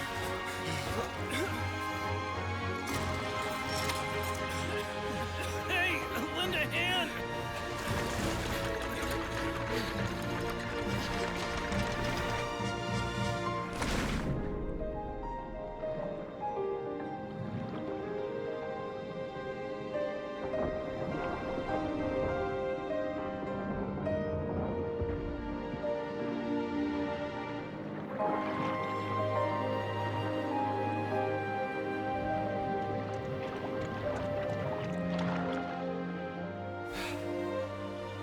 Look!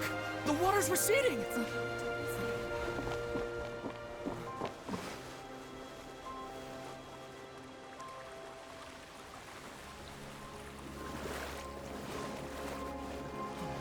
It's a miracle! Water's receding. We didn't dissolve. The prophecy was wrong. The prophecy was wrong.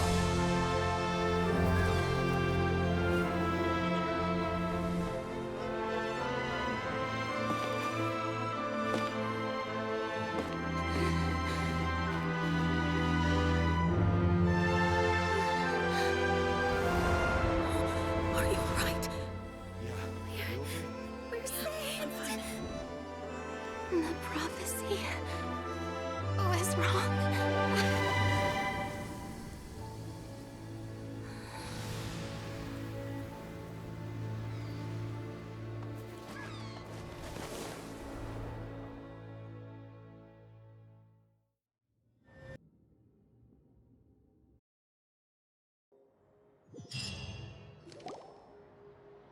The soil renewed. The Furina di Rasula talks post-disaster rebuilding. I recently visited Poisson to meet with Miss Navia, spokesperson of the Furina di Rasula, and we spoke about Poisson's present and future. Old soil can still give birth to new bloom, Miss Navia stated. Hope is like seeing a small cookie when you're starving late at night. You just need a little of it. Skyship Winglet, lunar brain of the Fontaine Research Institute. The various disputes that have arisen on account of Mr. Edwin have suddenly become a shield over the Institute, with Jurier turning out to be a once-overlooked hidden gem. People always call the first researcher mad, but few know what to call the second. And should that latter person achieve a miracle, they would find it all the harder to find a word with which to classify him and his team. Wow! Paimon barely recognizes the people in the reports. Are those really Jurier and Navia? What do you think? Pretty enthralling, huh? The value for these big scoops lies in their inevitable follow-ups. We'll publish further reports and go into the stories behind those people. Edwin's assistant, Jurier, created a true flying ship, while Navia is leading people in the reconstruction of their home. Paimon's curious too!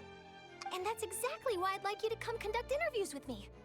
You're the best. Are you sure? Hasn't he turned you down several times already? Oh, this time will be different. Come on, let's head to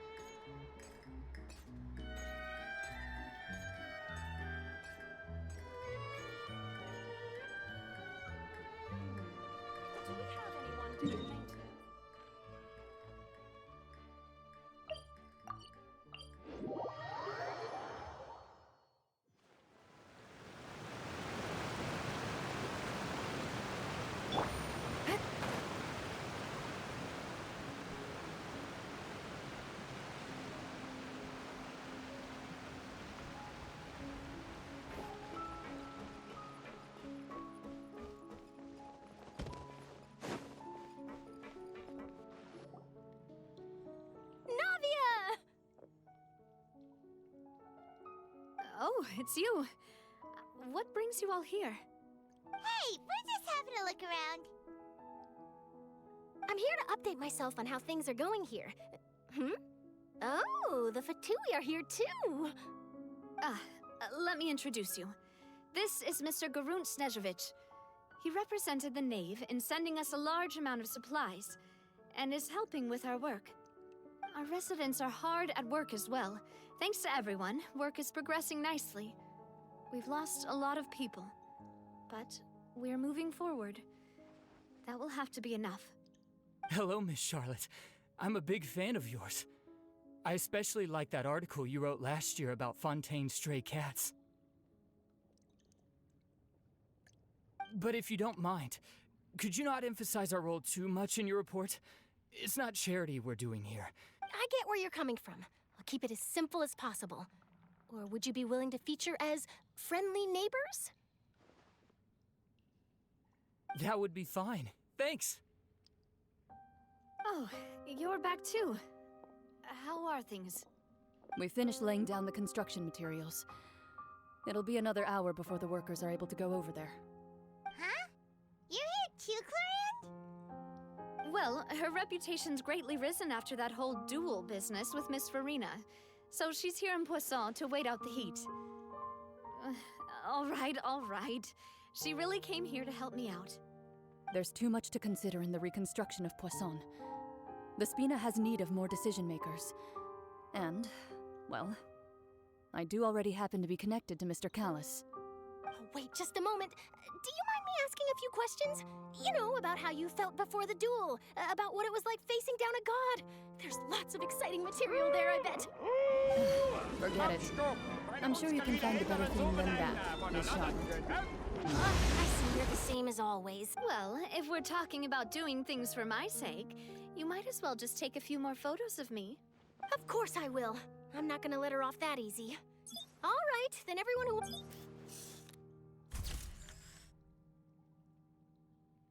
did it go? Was it a good shot? Not bad. Your addition really helped the composition of the picture. All right, hang on a moment. Let me snap a few more shots. All right, that should do it. I'll be back here later anyway, so let's call it a day. You're very quick. Speed is also not to... Wow, you really do... I'll hazard a guess that this is how you got that interview at the Fortress of Meripede. Whoa, you're well informed. That's a very complete information chain. In truth, all Monsieur Neuvillette asked me was, when did the Fortress become so friendly towards the media? I told him that it was best not to speak too soon. You're right. I've got to treasure every moment I have with them. In which case, I'll be making a move first. Stay safe now. And tell me if you hear anything interesting.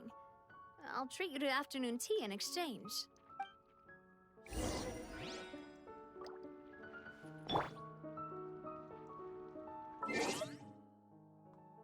Hey sweets, say hey. Thank you so much for hanging out with me. It's been an epic long stream. Just over 6 hours. Look at me, sure. I'm the captain now. What the hell? That's creepy. I don't like that one. That's a creepy one, Zach. That's creepy. I don't like that one. It just scared me. Okay, guys, I am gonna go now. Because I need to eat. I haven't eaten any evening din-dins yet. G Fuel just put in an offer to buy Valve. Microsoft bought For Bethesda fun. again. Just for fun.